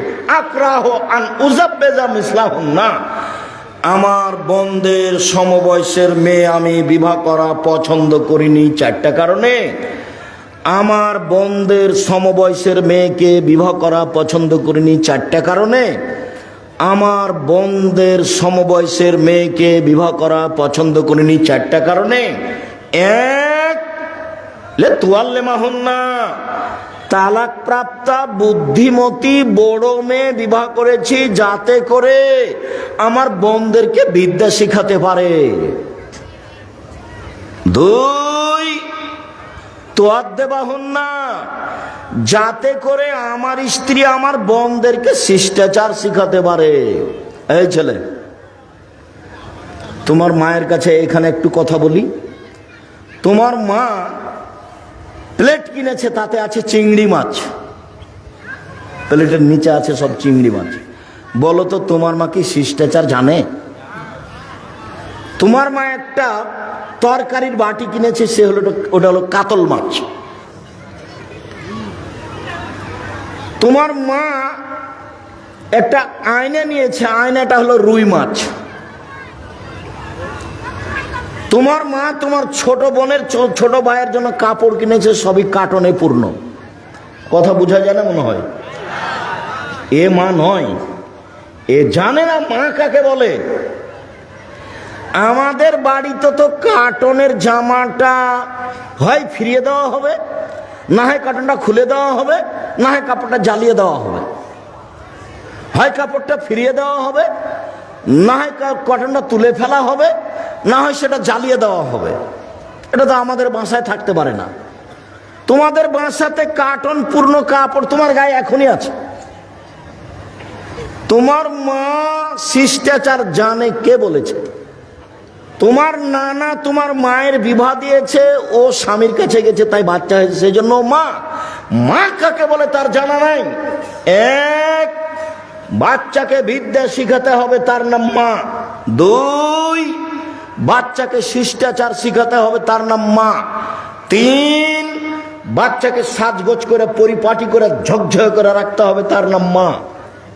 তুরাজ্জালাহুন্না, আমি বেশি বয়সের মেয়ে বিবাহ করেছি তালাক প্রাপ্তা, যাতে করে আমার বোনদের মাথার চুল সাজগোজ করে চিরুনি করে সুন্দর করে রাখতে পারে। তোমার মা মানে ছোট প্যান্টটা টাকনোর নিচে আছে, এটা পরাতে পারে না, প্যান্টটা কেটে ছোট করবে, তার নাম মা। তোমার ভাইয়ের কাপড়গুলো ময়লা হয়ে আছে, পরিষ্কার করে রাখবে, তার নাম মা। বলো তো তোমার মা যখন তোমার ছোট ভাইটার গায়ে কাপড়টা দিবে তখন কোন হাতখান আগে ঢোকাবে?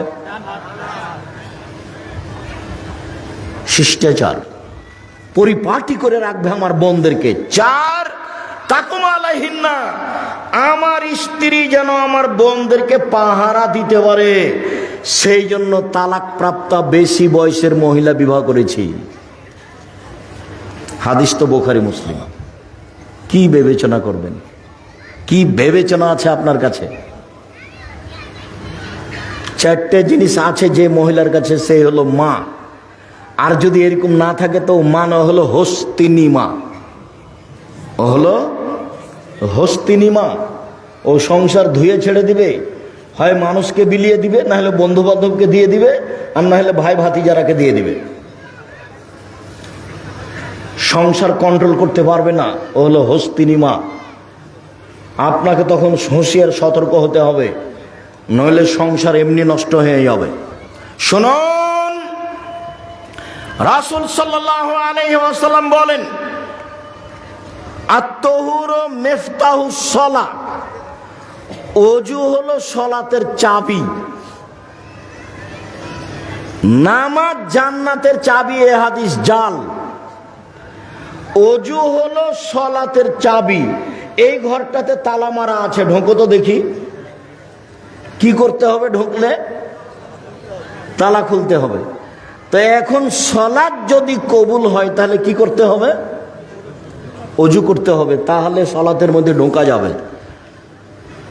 ওযু হলো সালাতের চাবি। আল্লাহু আকবার বললে সবকিছু হারাম হয়ে যায়, সালাম দিলে সবকিছু হালাল হয়ে যায়।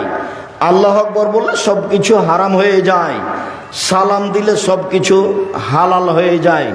দ্রুত আগাচ্ছি, শেষের দিকে মধ্যে অনেক হাদিস ছেড়ে দিয়ে চলে আসছে। এদিকে দেখেন, উমামা বাহেলি রাদিয়াল্লাহু তাআলা আনহু বলেন, একদা আল্লাহর নবী কবরস্থানে আসলেন। কবরস্থানে এসে বলছেন, আসসালামু আলাইকুম দারাল মুমিনিনা ওয়া ইন্না ইনশাআল্লাহু বিকুম লাহিকুনা। ও কবরবাসী মুমিনদের কবর, তোমাদের উপরে শান্তি নিরাপত্তা নাজিল হোক। অচিরে আমি তোমাদের সাথে মিলে যাব, অচিরে আমি তোমাদের সাথে সাক্ষাৎ করব। অদেত্ত আন্নি আনা আরা ইখনানা, আমার মনটা চাই আমি আমার ভাইদের দেখি, আমার মনটা চাই আমি আমার ভাইদের দেখি। এই কথা বলার সাথে সাথে সাহাবীগণ বলছেন, আওয়ালাস না ইখনানা, কি ব্যাপার? আপনি আপনার ভাইকে দেখতে চান যারা কবরে আছে তারা, আমরা কি ভাই নই নাকি আপনার? একটু কথার উলট পালট সাহাবীদের বিবেকে আসলে সাহাবীগণ কথা বলতেন। আল্লাহ নবী, ব্যাপারটা কি? আমরা কি আপনার ভাই নই নাকি? ওরাকে আপনি ভাই বলছেন কেন? তখন আল্লাহ রাসূল বলছেন, শোনো, আনতুম আসহাবি, তোমরা আমার সঙ্গী, তোমরা আমার সাথী, তোমরা আমার সঙ্গী।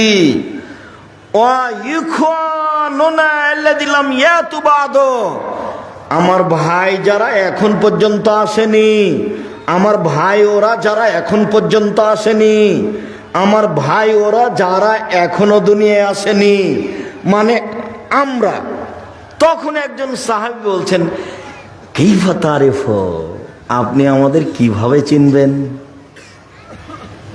কিভাবে চিনবেন? যারা আসেনি তারা আপনার ভাই, এটা কিভাবে চিনবেন?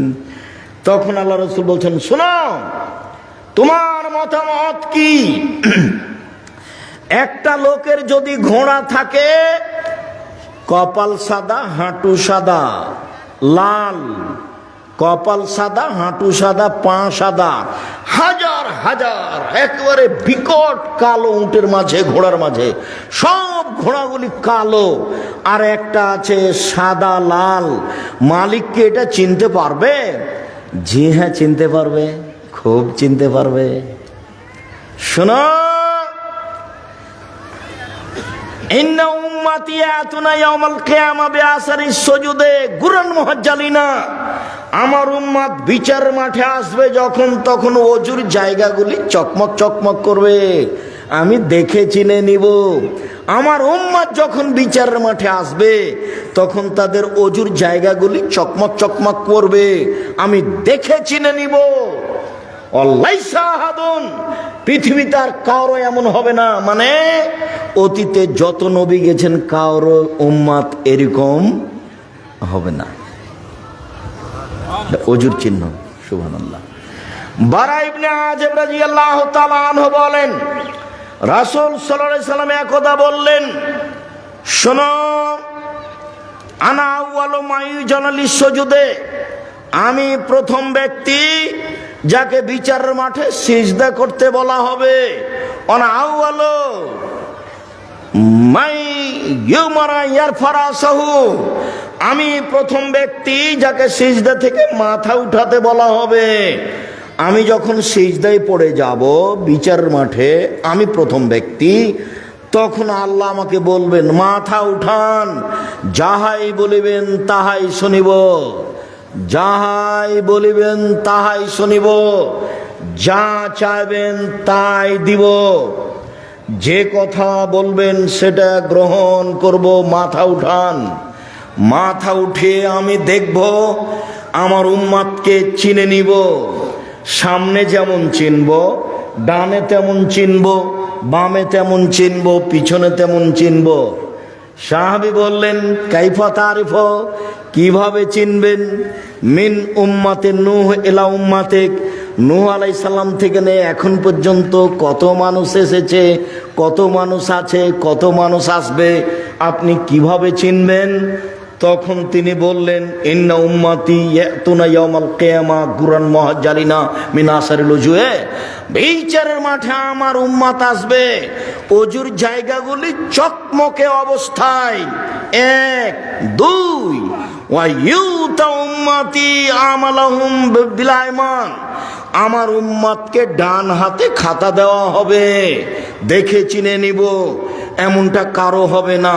তিন, তাসাবাইনাহুম যুরিয়াতুহুম, আমার উম্মতের যারা ছোট ছোট ছেলে মেয়ে মারা গেছে, বাপের মায়ের সামনে তারা ছুটাছুটি করবে, এইটা দেখে চিনে নিব এগুলি আমার উম্মত।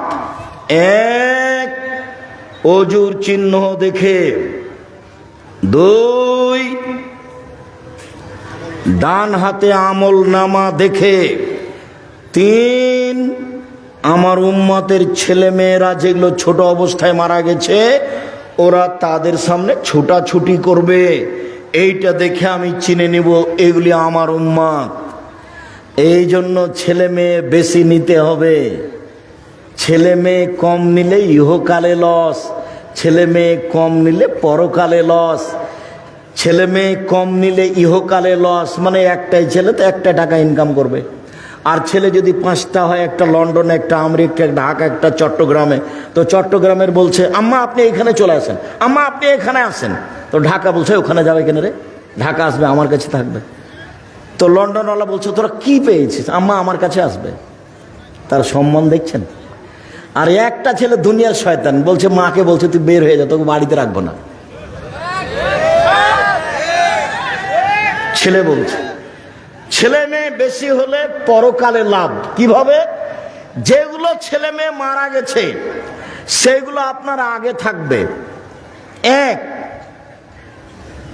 দুই হলে যতক্ষণ পর্যন্ত আপনার জান্নাত ঘোষণা না হয়েছে ততক্ষণ পর্যন্ত ওই ছেলে মেয়ে আপনার কাছ থেকে যাবে না। তিন, মেয়ে যদি দুইটাই হয়, লালন পালনে দুইটাই মেয়ে, তাহলে বাপ আর মেয়ে, বাপ আর আল্লাহর নবী একসাথে জান্নাতে এভাবে থাকবেন। এই দুইটা আঙ্গুল দেখালেন এবং জমা করে দেখালেন। এই ছেলে শোনো, ভাইজান আপনি শুনেন, মুরব্বি একটু খেয়াল করেন। আল্লাহ নবী বলছেন কেউ যদি এতিমের লালন পালন করে, এতিম, তাহলে ওই লোকটা যে এতিমের লালন পালন করেছে সে আর আমি মুহাম্মদ সাল্লাল্লাহু আলাইহি সাল্লাম জান্নাতে থাকবো একসাথে, তবে একটু ফাঁকা।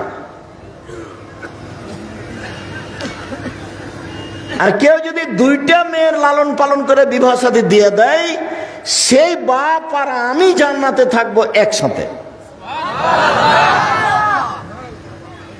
কথাটা বলতে না বলতে আর একটা কথা এসে মাথায় ঢুকলো, সেটা বলি, না হলে মানাচ্ছে না। সেটা হলো এই, একজন সাহাবী বলছেন আমি রাসূলের সাথে রাতে ছিলাম, এখন ঘুমাতে যাব, তো মেশক আর অজুর পানি নিয়ে এসে বলল এই নেন মেশক আর অজুর পানি। আল্লাহ রাসূল দেখে খুশি হয়ে গেছে, বাহ তোমার তো বুদ্ধি ভালো আছে, কি চাও একটু চাও তো, কি চাও? খুশি হয়ে বলছেন আল্লাহ নবী। তো সাহাবী বলছেন আপনার সাথে জান্নাতে থাকতে চাই। তখন আল্লাহ রাসূল বলছেন না না না না, এটা নয়, এটা নয়, এটা নয়, অন্য কিছু বলো, অন্য কিছু বলো। তখন সাহাবী বলছেন ওইটাই চাই, জান্নাতে আপনার সাথে থাকতে চাই। তখন আল্লাহ রাসূল বলছেন আইনি আলা বেকাসরাতি সুজুদ, আমি এমনি পারবো না যে, তাহলে তুমি আমাকে সাহায্য করো, রাতে তাহাজ্জুদ পড়ো। রাতে তাহাজ্জুদ না পড়ে কেউ আমার সাথে জান্নাতে থাকবে এটা হবে না। অথচ এখানে আল্লাহ নবী বলছেন কেউ যদি দুইটা মেয়ের লালন পালন করে সেই বাপ আর আমি জান্নাতে এভাবে থাকবো, আর এতিমের লালন পালন করলে জান্নাতে এভাবে থাকবো। জান্নাতে থাকার একটা পথ, দুইটা মেয়ে। এবার মেয়ের কথাটা এখানে শেষ করি। আল্লাহ নবী বলছেন, কেউ যদি 3টা মেয়ে লালন পালন করে, শিষ্টাচার শিখিয়ে দেয়, বিদ্যা শিখিয়ে দেয়, তাহলে বিচারের মাঠে ওইদিকে থাকবে জাহান্নাম আর এইদিকে থাকবে বাপ। আর মেয়ে 3টা হবে কুন্নাল্লাহু সিদরান মিনান নার, জাহান্নামে না যাওয়ার জন্য অন্তরাল। মধ্যে থাকবে 3টা মেয়ে। ওইদিকে কি আছে? জাহান্নাম। আর এদিকে কি আছে? পিতে। আর মধ্যে আছে 3টা মেয়ে। তার আগে ফায়সালা হোক যে আমার বাপ জান্নাতে যাবে, তারপরে সরব, তাছাড়া নয়। এর নাম মেয়ে। একটা মেয়ে হয়েছে তো মনটা একটু খারাপ, 2টা মেয়ে হয়েছে তো মায়েরও মন খারাপ, নানিরও খারাপ, চাচিরও খারাপ, সবারই, ফুপুরাও খারাপ। দাদি বলছে কি করবি, কি করবি, একটা ডিপিএস খোল, একটা কি করবি, কেমন করে বিবাহ দিবি, ডিপিএস করে একটা, দাদি বলছে। আর 3টে যদি হয় তখন বলছে বউ তালাক দিতে হবে। তো তোমারই তো স্বভাব খারাপ, তুমি তো আল্লাহকে কিছু বলো না, তোমার তো হিসাব নাই, তোমার বউ এতে কি দায়ী হলো? হ্যাঁ, এ কি মগের মূল্য? এগুলো কি কারো ব্যক্তিগত ব্যাপার? তুমি তোমার বউয়ের উপরে মন খারাপ করো কেন? 3টা মেয়ে যদি কেউ লালন পালন করে, মনে রেখো, ভুলে যায় না ভাইজান, আপনি ভুলবেন না। এ দেখেন, 3টা মেয়ে লালন পালন হলে এরকম হবে। ওইদিকে আছে জাহান্নাম, এদিকে আছে তার পিতা, মধ্যে আছে 3টা মেয়ে। 10টা ছেলেকে মাস্টার ডিগ্রি পাস করিয়ে সর্বোচ্চ বিদ্যান করে দিলে আপনার 1 পয়সা লাভের কথা আল্লাহ নবী বলেননি। তো পড়াবেন কেন? জন্ম দিয়েছেন এই জন্য। জন্ম দিলে নাম রাখতে হবে কেন? জন্ম দিয়েছেন এই জন্য। 7 দিনের দিন আকিকা দিবেন কেন? জন্ম দিয়েছেন এই জন্য। খাতনা দিবেন কেন? মুসলমানি খাতনা বুঝেন আপনারা? খাতনা দিবেন কেন? জন্ম দিয়েছেন এই জন্য। পড়াবেন কেন? জন্ম দিয়েছেন এই জন্য। ওটা আল্লাহ রাসূল চাপিয়ে দিয়েছে আপনার উপরে, এগুলো সব আপনাকে করতে হবে। 14 দিনে আকিকা দেওয়া যায় না, 21 দিনে আকিকা দেওয়া যায় না, জীবনে একদিন দেওয়া যায় না, এগুলোর সাথে কোনো সম্পর্ক নাই। 7 দিনের দিনই দিতে হবে আকিকা।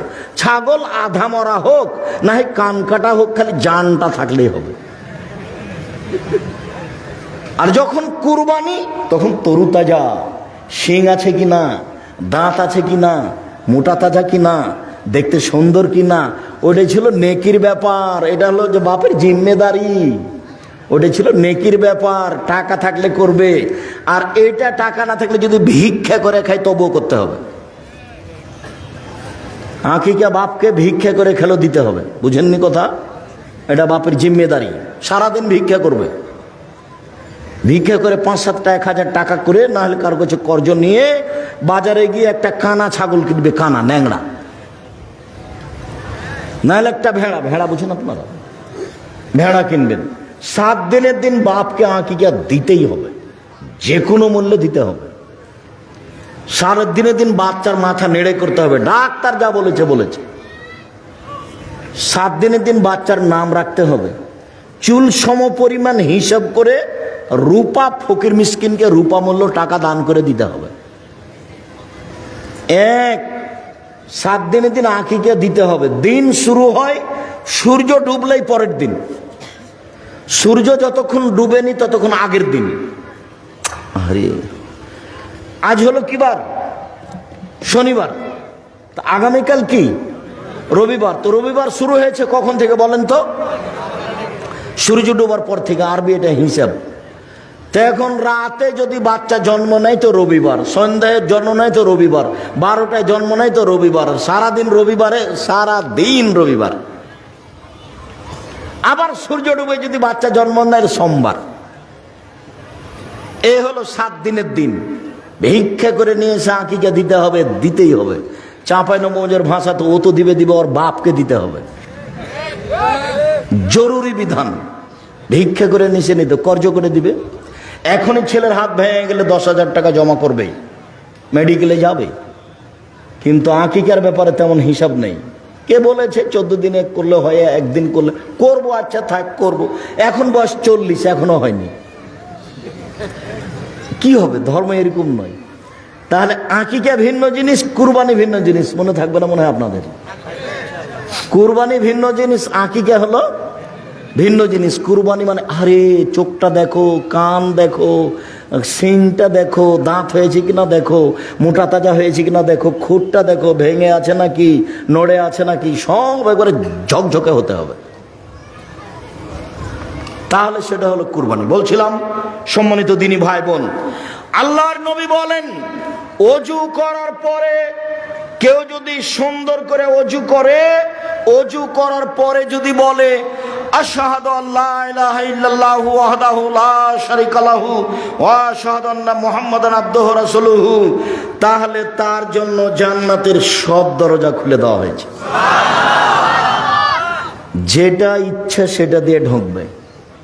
হজ করেছিল ওটা খাস, সিয়াম পালন করেছিল এটা খাস, সালাত আদায় করেছিল ওটা খাস, দান করেছিল ওইটা খাস। এবার ওযু করার পরে যখন এই দোয়া পড়েছে তখন সবটাই খুলে গেছে। কি দিয়ে আপনাকে আমি বুঝাই ওযু কি জিনিস আর দোয়া কি জিনিস? আপনার তো দোয়া মনেই থাকে না, একদিনও মনে থাকে না। ওযু শেষে বলতে হবে আশহাদু আল্লা ইলাহা ইল্লাল্লাহু ওয়াহদাহু লা শারীকা লাহু ওয়া আশহাদু আন্না মুহাম্মাদান আবদুহু ওয়া রাসূলুহু। আল্লাহর নবী বলেছেন, হাদিস বুখারী মুসলিম, সব দরজাগুলি খুলে দেওয়া হয়েছে, যেটা দিয়ে ইচ্ছে ঢোকেন। মহিলাদের ব্যাপারে একটা খাস আছে, এখানে মহিলাও আছে পুরুষও আছে। ওরা দোয়া পড়লে ওরাও যাবে, পুরুষ দোয়া পড়লে পুরুষও যাবে। তো মহিলাদের জন্য একটা পার্সোনাল, ওটা পুরুষের জন্য সুযোগ নেই। সেটা হলো এই, আল্লাহ নবী বলছেন কোন মহিলা যদি 5 ওয়াক্ত সালাত আদায় করে, 1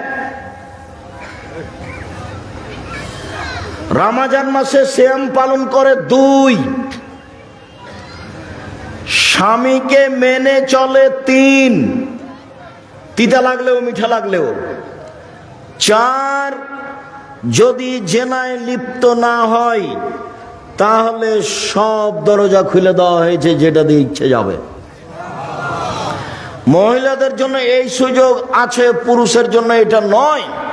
পুরুষ এত সহজে জান্নাত পাবে না।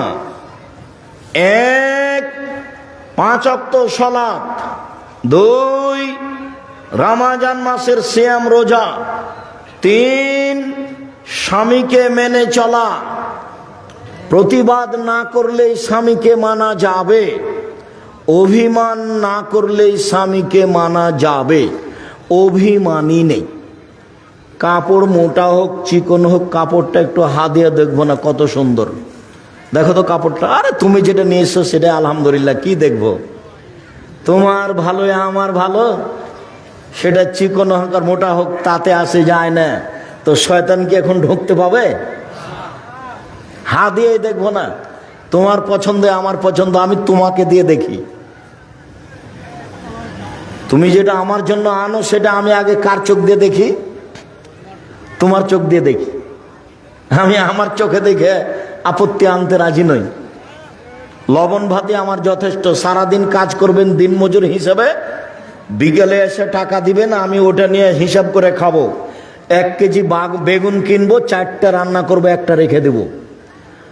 5টাই যদি রান্না করে হলো হস্তে নিব। ও সংসার বুঝে না। আলিকতে সাদো ফিল নিসফুল মাইশা, মধ্যম পন্থায় খরচ করা অর্ধেক জীবিকা নির্বাহ। মধ্যম পন্থায় খরচ করা অর্ধেক জীবিকা নির্বাহ। হিসাব করেই খরচ করতে হবে। পয়সা উপার্জনের 3টা পথ। 1 দিন মজুরি, রাজশাহী চাঁপাইনবাবগঞ্জের লোক করে। 2 চাকরি, এটাও দিন মজুর। দিন মজুর যারা তারা বিকালে টাকা পায়, আর চাকরি করে যারা তারা মাস গেলে টাকা পায়। দিন মজুর দুজনই। এটা হলো 1 টাকা ইনকামের। 2 জমি চাষ, 3 ব্যবসা। তখন আল্লাহ নবী বলছেন সত্যবাদী ব্যবসায়ীরা জান্নাতে নবীদের সাথে থাকবেন। আগে কিছু বললেন না, আবার বলছেন ব্যবসাতে অনেক সময় সত্য মিথ্যে চলে আসে, দান করে ওটা পূর্ণ করে দাও। তামাকের ব্যবসা চলবে না, বাহির থেকে জিনিস আনতে যদি চট্টগ্রামে ঘুষ দেওয়া লাগে, তখন আমি মাজলুম, যে নিচ্ছে ও জালেম, তখন আমি দিব। মূল বস্তু জায়েজ আছে, এই জন্য আমার ব্যবসা জায়েজ। যেখানে যেখানে টাকা লাগছে তখন আমি মাজলুম, যে নিচ্ছে হলো জালেম। আর ব্যবসা দিয়ে নিজের উপকার করতে পারবেন, বাপ মায়ের করতে পারবেন, জাতির উপকার করতে পারবেন। দিনমজুর, সন্ধ্যায় টাকা শেষ হবে, মাসিক বেতন 25 দিনে শেষ হবে, 5 দিন ধার কর্জে চলবে, জীবনে এভাবে পার হয়ে যাবে। ব্যবসা শুরু করবেন চকলেট দিয়ে, তাহলে ঋণ নেওয়া লাগবে না। ধীরে ধীরে 25-30 বছর পরে দেখবেন যে বড় ব্যবসায়ী হয়ে গেছেন। আল্লাহ তুমি আমাদের সৎ পথে চলার থাকার তৌফিক দান করো। তোমার নবী মোহাম্মদ সাল্লাল্লাহু আলাইহি ওয়াসাল্লাম হুজুর যে কথা বলেছে সেই নেকি আমাদের অর্জন করার সুযোগ করে দাও। সম্মানিত দিনী ভাই বোন, এখানে আজান হবে, সালাত হবে। যাওয়ার পূর্বে আমিও আব্দুল্লাহর বক্তব্য শুনতে ভালোবাসি, আব্দুল্লাহর বক্তব্য শুনি, তার বই পুস্তক লেখা দেখি। সবার প্রিয় আপনার ছেলে, আল্লাহ ওইরকমই করুক। আর আছে মিন্নাতুল বারি, বুখারীর ব্যতিক্রম ব্যাখ্যা। সবাই মিন্নাতুল বারি নিয়ে যাবেন। আর উপদেশ বইয়ে যা আলোচনা করছি সেগুলো আছে দেওয়া, উপদেশ বই নিয়ে যাবেন। আর সাথে নিয়ে যাবেন দোয়ার বই, ছেড়ে যাবেন না। টাকা এভাবে আসে আর চলে যায়। টাকা যদি নাই থাকে তাহলে আলিতে সম্পত্তিকা একটা নিয়ে যাবেন, এমনি কেউ যাবেন না। অন্তত 30টা টাকা কারো কাছে নিয়ে একটা ইতে সম্পত্তিকা হাতে নিয়ে যাবেন। আমি উপস্থিত বৈঠকের দিনী মুসলিম ভাই বোনকে আল্লাহ রাসূলের নীতি অনুযায়ী চলার অনুরোধ জানিয়ে, সুন্দর করে ওযু করে 2 রাকাত সালাত আদায় করে রাতে আল্লাহর কাছে ক্ষমা চাওয়ার এবং প্রয়োজনীয় জিনিস চাওয়ার অনুরোধ জানিয়ে আপাতত আজকের কথা এখানে শেষ করছি। সুবহানাকাল্লাহুম্মা ওয়া বিহামদিকা আশহাদু আল্লা ইলাহা ইল্লা আনতা আস্তাগফিরুকা ওয়া আতুবু ইলাইক। হাতের বামে স্টেজে বই পুস্তক আছে, কিছুক্ষণ পরই আজান হবে। শুনেছি ইমামের পিছনে সূরা ফাতিহা না পড়লে নাকি নামাজ হবে না। জি, হবে না, এটাই ঠিক। তাড়াতাড়ি সবগুলো প্রশ্ন দিয়েন। পায়ের সাথে পা লাগালে হানাফি ভাইয়েরা রাগ করে, করুক, তবুও পায়ের সাথে পা মিলাতে হবে, এটা রাসূলের আদেশ। সালাতে রুকু না পেলে কি সেটি রাকাত বলে গণ্য হবে? রুকু পেলে রাকাত বলে গণ্য হবে। রুকু পেলে, রুকু যদি না পাওয়া যায় তাহলে ওটা রাকাত নয়। রুকু না পেলে রাকাত নয়। আমি দেখেছি কেউ জোরে, কেউ বা ধীরে, আবার কেউ বা মধ্যম তেলাওয়াত করে। মধ্যম তেলাওয়াত করবে, এটাই ঠিক। আমরা জানি সেখানে ছবিযুক্ত পেপার বা ছবি থাকে, সে ঘরে রহমত ফেরেশতা আসে না। বিস্তারিত আলোচনা দেওয়া আছে, আলোচনার নাম ছবি মূর্তি। ফেরেশতা আসে না, এটাই ঠিক। ছবি মূর্তি থাকলে নবী যাননি, ছবি মূর্তির ঘরে জিবরাইল আসেননি, উমর যাননি, সাহাবীরা যেতেন না। কোরআন মাজিদ তেলাওয়াত করার সময় যদি সিজদার আয়াত আসে তাহলে কি সিজদা দিতে হয়? জি, দেওয়া সুন্নাত, দিতে হবে। সর্বপ্রথম আমি আপনার জন্য দোয়া করি, আল্লাহ যেন আপনাকে সুস্থ সবল রেখে পৃথিবীতে আপনাকে সম্মানিত করে দেন, আল্লাহুম্মা আমিন।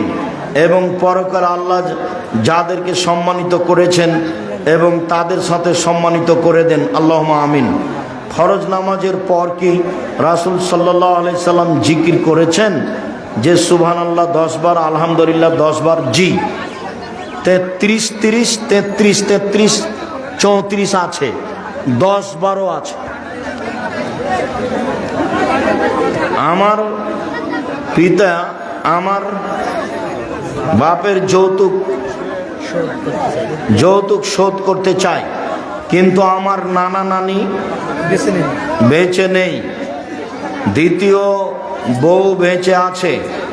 আমি কি করলে তার পূরণ হবে? তুমি করো, হক পূরণ হবে। তুমি যারা আছে ওদের ছেলে মেয়ে তাদের কাছে ফেরত দিয়ে দাও যৌতুক। তোমার নানা নানির ছেলে মেয়ে তোমার মামাদের কাছে দিয়ে দাও। আমার বাবা 5 ওয়াক্ত নামাজ পড়ে, আবার গুল খায়, আমি নিষেধ করাই গোপনে খাই। বলতে থাকো, দোয়া করতে থাকো, ভদ্র ভাষায় বলিও। মসজিদ নির্মাণ কাজের জন্য তামাক বিক্রয় করা টাকা দান হিসাবে দেওয়া যাবে? যাবে না, দিলে নেকি হবে না। আসসালামু আলাইকুম শায়েখ, মহিলা মানুষ নিজ বাড়িতে মহিলা পুরুষ উভয়ের হোমিও চিকিৎসা করতে পারবে? না, পুরুষের চিকিৎসা করা থেকে বিরত থাকবে। বাড়িতে হোমিও চিকিৎসা মহিলাদের করুক। পুরুষের চিকিৎসা করা থেকে মহিলা বিরত থাকবে। আসসালামু আলাইকুম মোহতারাম, শরীয়তে নাজায়েজ হারাম এবং বিদআতের মধ্যে পার্থক্য কি? নাজায়েজ হারাম জেনা, চুরি, ডাকাতি, সুদ, ঘুষ। আর বেদাত তো নেকির কাজ মানুষের ধারণায়। বিদাত হলো ওই যে আল্লাহুম্মা সাল্লি আলা সাইয়্যিদিনা মাওলানা নাবিয়ানা। বিদাত হলো এই যে মিলাদ, ঈদে মিলাদুন নবী। বিদাত হলো এই যে লাশকে সামনে রেখে বক্তব্য দেওয়া। এই যে বিদাত হলো তোমার লাশ কবরে রাখার সময় কে কি বলছে, মাটি হাতে হাতে নিয়ে মাটি দাড়িতে ছয়ে নিয়ে দিচ্ছে, বিদাত। তারপরে কবর দেওয়ার পরে সবাই মিলে হাত তুলে দোয়া করছে, বিদাত। তারপরে তোমার 40 খাওয়াচ্ছে, বিদাত এবং শিরক। তারপরে 4 দিনে খাওয়াচ্ছে, বিদাত এবং শিরক। তারপরে তার নামে খাওয়ার সব এগুলো বিদাত। শিরক আর বেদাত হলো মানুষের ধারণায় নেকির কাজ। গাড়িটা রংপুর থেকে ঢাকা যাবে, গাড়ির পিছনে স্যান্ডেল বাঁধা আছে, জুতা বাঁধা আছে, তার মানে গাড়ি তাহলে অ্যাক্সিডেন্ট হবে না। এগুলো হলো শিরক। ছেলেমেয়েরা ফেসবুকে চ্যাট করলে কি পাপ হবে? অবশ্যই। এই পাতাই ছেড়ে দিতে হবে, এর ভালো মন্দ নেই, একটাও নেই।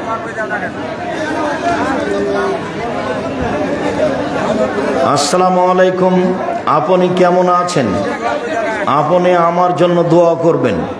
দোয়া করে তোমার জন্য আল্লাহ তোমাকে ভালো করুক, বড় শিক্ষিত মানুষ করুক আল্লাহুম্মা। নিজ পিতা কি তার মেয়েকে পর্দা ছাড়া সামনাসামনি দেখতে পারে? নিজ পিতা তার মেয়েকে তো সামনাসামনি দেখবে। এবার কোন কথা হলো? মেয়ের যা প্রয়োজন সব সেবা বাপে করবে, মেয়েকে তো বাপে দেখবে, তাছাড়া কে দেখবে? এটা কোন কথা হলো? ওর বাপ, ওর নিজ ভাই, ওর বোনের ছেলে, ওর ভাইয়ের ছেলে, এরা সবাই তার জন্য মাহারাম পুরুষ। আমার পিতা অথবা মাতা যদি কোনো অবৈধ সম্পর্ক করে, সে বিষয়ে যদি আমি জানি, তাহলে আমার করণীয় কি? তুমি শক্তভাবে তোমার বাপ মাকে বাধা দাও, এটা কাউকে বলতে পাবা না, কারোর সামনে বলা এটা নিষেধ। তুমি শক্তভাবে বাধা দাও। বাইরে চাকরি করলে তোমার মাকে বা তোমার বাপকে নিয়ে চলে যাও, একজনকে এখানে রাখো। তোমার বোনদের সাথে পরামর্শ করে যেটা করা লাগে সেটা করো, যে কোনো মূল্যে ঠেকাতেই হবে। জামাতের কাতার পূর্ণ হওয়ার পর পরের কাতারে এককভাবে কাতার হবে কি? যখন কেউ নাই তখন একাই দাঁড়াতে হবে। কবর স্থানান্তর করার নিয়ম কি? কবরটা খুঁড়ে হাড় হাড্ডি যা পাওয়া যাবে তা অন্য জায়গায় নিয়ে যা পুঁতে দিতে হবে, জানাজা নেই। কবর খুঁড়ে হাড় হাড্ডি যা পাওয়া যাবে অন্য জায়গায় নিয়ে যা পুঁতে দিতে হবে, জানাজা নেই। এরই নাম কবর স্থানান্তর। মাদ্রাসার নামে অক্ষ করা জমির মধ্যে জুমার সালাত বা অন্যান্য সালাত আদায় করা যাবে? মাদ্রাসার নামে যে জমি অক্ষ আছে এগুলো মসজিদের নামে করে দিতে হবে, কমিটি করে দেয় যেন। এইটা মসজিদেরগুলো মাদ্রাসাতে নিয়ে যাওয়া যায় না, কিন্তু মাদ্রাসারগুলো মসজিদে নিয়ে যাওয়া যায়। মসজিদটা হলো সবচেয়ে উপরে, ওটাকে নিচে নামানো যাবে না, নিচেরগুলোকে ওপরে নিয়ে যাওয়া যাবে। জুমার সালাত মেয়েদের জুমার স্থান থেকে 100 গজ বা তার বেশি কারো বাড়িতে বা মাদ্রাসার ঘরে সমস্যা নেই। যদি নিকটে হয় তার যোগাযোগ হয়। বুখারীর হাদিসে এসেছে নদীর ওই পার থেকে, সাধারণ নদীর ওই পার থেকে এই পারের ইমামের অনুসরণ করতে পারে। আসসালামু আলাইকুম। শায়েখ, এক নেকি কত পরিমাণ আল্লাহ ভালো জানেন। বাসর ঘর কি কি দিয়ে সাজাতে হবে? ছবি মূর্তি ব্যতীত সুন্দর লাগার জন্য যা লাগে। আমি মুসাম্মদ সুলেখা খাতুন, পিতা তোফাজ্জল মিস্ত্রি, দাদা খাবির উদ্দিন মিস্ত্রি, জেলা রাজশাহী, থানা চাঁপাইনবাবগঞ্জ, ফুলকুড়ি মাদ্রাসা এর ছাত্রী আমি আপনার সাথে দেখা করতে চাই। এটা সহজ হবে না।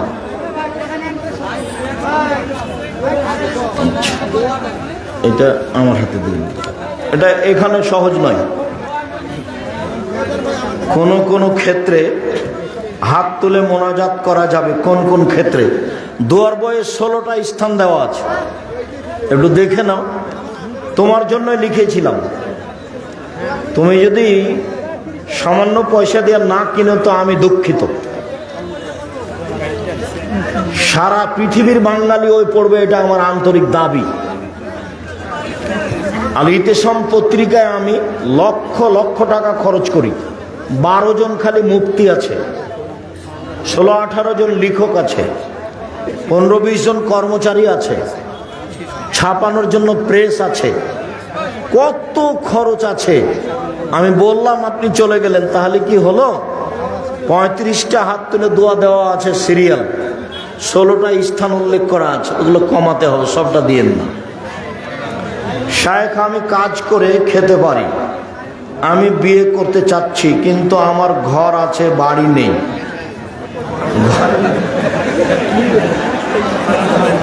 ওই ঘরটাই ঘেরে রাখো, অতি হবে।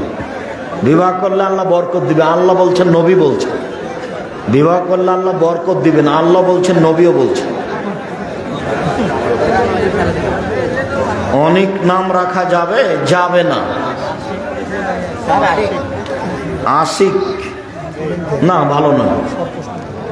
আমার বন্ধুরা ফুটবল খেলতে চায়, টাকা দিয়ে ফুটবল খেলা যাবে না, শরীর চর্চার জন্য যাবে। ওর ভ্যানে যায় তো, ওই জন্য আমি এটা পড়ছি। হ্যাঁ, ওর ভ্যানে যায়, ওই টাকাটা হালাল হবে কিনা ওইটাই বলছে। না, ওর ভ্যানে যাবেন, সমস্যা নেই। ওর ভ্যানে যাওয়ার কথাই বলছে। ও যাক, নিয়ে যাবেন, সমস্যা নেই। আবু সাইদ কি যারা আকিকা করে নাই তারা এখন কি করবে? আল্লাহর কাছে ক্ষমা চাইবে। ওর বাপ আল্লাহর কাছে ক্ষমা চাইবে। তামাক চাষ করা কি হালাল? জি না।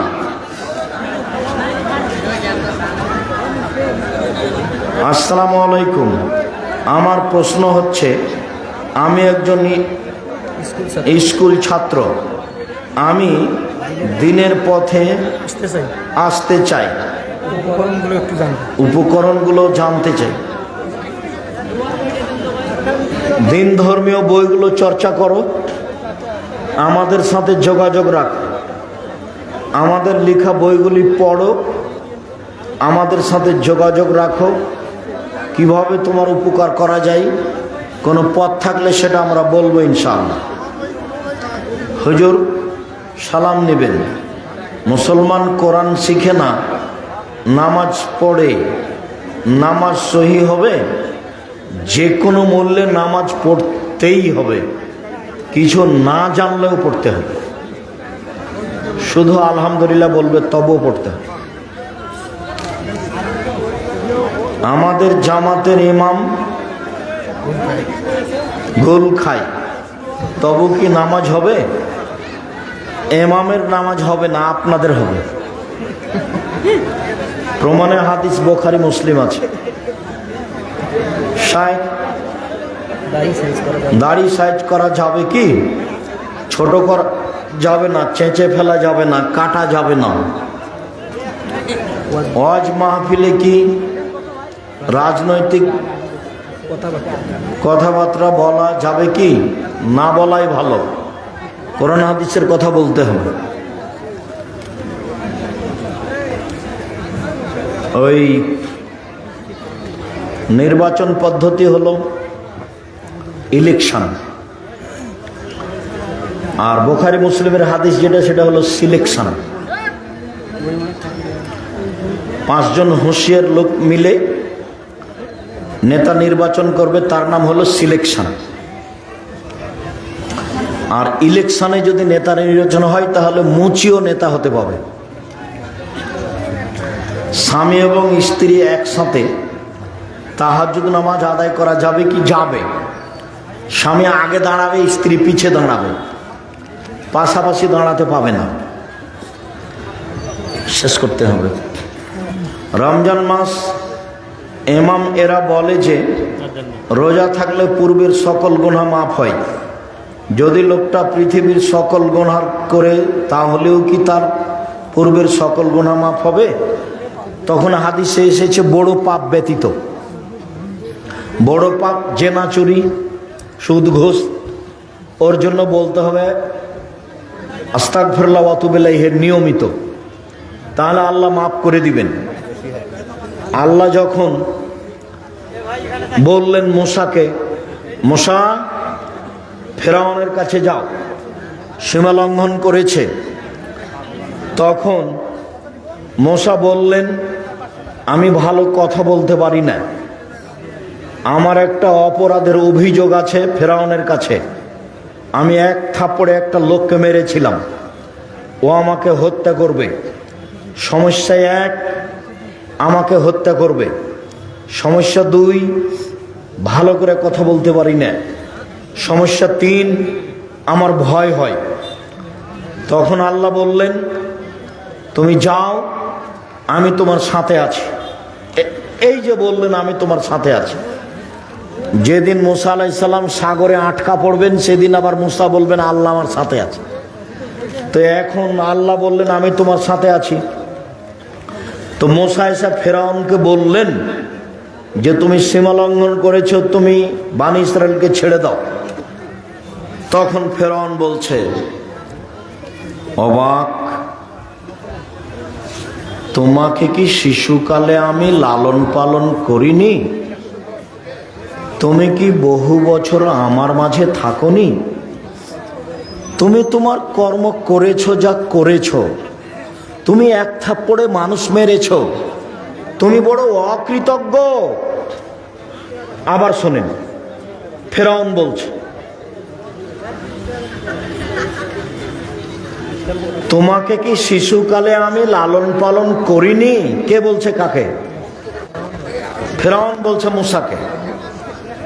তুমি কি বহু বছর আমার মাঝে থাকোনি? তুমি তোমার কর্ম করেছো যা করেছো, এক থাপ্পড়ে মানুষ মেরেছো, তুমি বড় অকৃতজ্ঞ। ফেরাউন বলল। তখন মুসা আলাইহিস সালাম বলছেন আমি যা করেছি তা করেছি, আমি তখন ভুল পথে ছিলাম। আমি তোমার হত্যার ভয়ে দেশ ছেড়েছি। আমার প্রতিপালক আমার প্রতি দয়া করেছেন, আমাকে জ্ঞানে গুণে পূর্ণ করেছেন, আমাকে নবী করেছেন। তুমি আমার প্রতি অনুগ্রহ করেছো, অনুগ্রহ করে তুমি খোঁটা দিয়েছো, খোঁটা দিয়ে তুমি বনী ইসরাইলকে দাস দাসীতে পরিণত করেছো। তুমি বড় উদ্ধত স্বৈরাচার, সীমা লঙ্ঘন করেছো। কে বললো এগুলো? মুসা আলাইহিস সালাম। এবার মুসা আলাইহিস সালাম দেশ ছেড়ে পালাচ্ছেন। এবার আবার সাগর সামনে, তো সঙ্গী সাথী বলছেন আমরা আটকা পড়ে গেছি, ফেরাউন ধরে নিবে। তখন মুসা বলছেন আল্লাহ আমার সাথে আছে। একটু আগে আল্লাহ বললেন মুসাকে যে আমি তোমার সাথে আছি। এখন মুসা বলছেন কি? আল্লাহ আমার সাথে আছে, ফেরাউন আমাকে ধরতে পারবে না। সব পাপ ক্ষমা হয়ে যায়, তওবা করলে বড় পাপ ক্ষমা হয়, তওবা করা ছাড়া হয় না। আস্তাগফিরুল্লাহ ওয়া আতুবু ইলাইহি বলতে হবে। মানুষ তাবিজ গলায় দিয়ে নামাজ পড়লে কি তার নামাজ হবে? জি না, ও মুশরিক। কেউ তাবিজ গলায়, কোমরে মাদুলি, ছেলের গলায়, হাতে অষ্টাধাতুর আংটি কেউ রাখতে পারবে না, সব খুলে ফেলতে হবে। বালা, ওই যে হাতে বালা আছে, সাদা কালো যা আছে সব এখনই খুলে দিতে হবে, এখনই। যদি রাখো, রেখে যদি মরে যাও তো মুশরিকে মারা যাওয়া। কোরআন মাজিদ তেলাওয়াত করার সময় যদি সিজদার আয়াত আগে, তাহলে সিজদা দিবে। আমার পিতামাতা কিস্তিতে টাকা তোলে, হারাম, বন্ধ করো আজকেই। আগামীকাল সন্ধ্যা হতে হতে তোমার বাপের কিস্তি বন্ধ করতে হবে যে কোনো মূল্যে। আল্লাহ যদি আমার জন্য আগে থেকেই লিখে রাখে, তাহলে আমার এই পৃথিবীতে আসার কারণ কি? তোমাকে জিজ্ঞাসা করা লাগবে না। তুমি ভালো করার চেষ্টা করো, তোমার তাকদিরে যেটা আছে সেটা তোমার কর্ম দিয়ে বের হবে। তুমি বেঁচে থাকার চেষ্টা করে হবে না। বনের জমি ভাইয়েরা জোরপূর্বক দখল করে খাওয়া কোন ধরনের ইবাদত? এটা হলো হক নষ্ট, কাবিরা গুনাহ। এসব ভাই জান্নাতে যাবে না। বাপ লিখে থাকলে বাপ পশু প্রাণীর চেয়ে খারাপ। জমি জায়গা যেটা লিখা হয়েছে সেটা সকাল হতে হতে জমি ফেরত দিতে হবে। কেউ যদি অন্য কারো জমিতে জোর করে বাড়ি করতে থাকে, তো যেই পরিমাণ জমি জোর করে নিবে সেই পরিমাণ 7টা জমি বিচারের মাঠে তার কাঁধে তুলে দেওয়া হবে। সে ঘুরতে থাকবে যতদিন বিচার না হচ্ছে। সুদ খেয়ে মসজিদের খেদমত করা যাবে কি? সুদ খেয়ে তো হারাম খাচ্ছে, তার দান কবুল হবে না। খেদমত করতে পারে। এই ছেলে, আজান দাও। শুকরিয়া, জাযাকুমুল্লাহ খায়র। সুবহানাকাল্লাহুম্মা ওয়া বিহামদিকা, আশহাদু আল্লা ইলাহা ইল্লা আনতা, আস্তাগফিরুকা ওয়া আতুবু ইলাইক। আসসালামু আলাইকুম ওয়া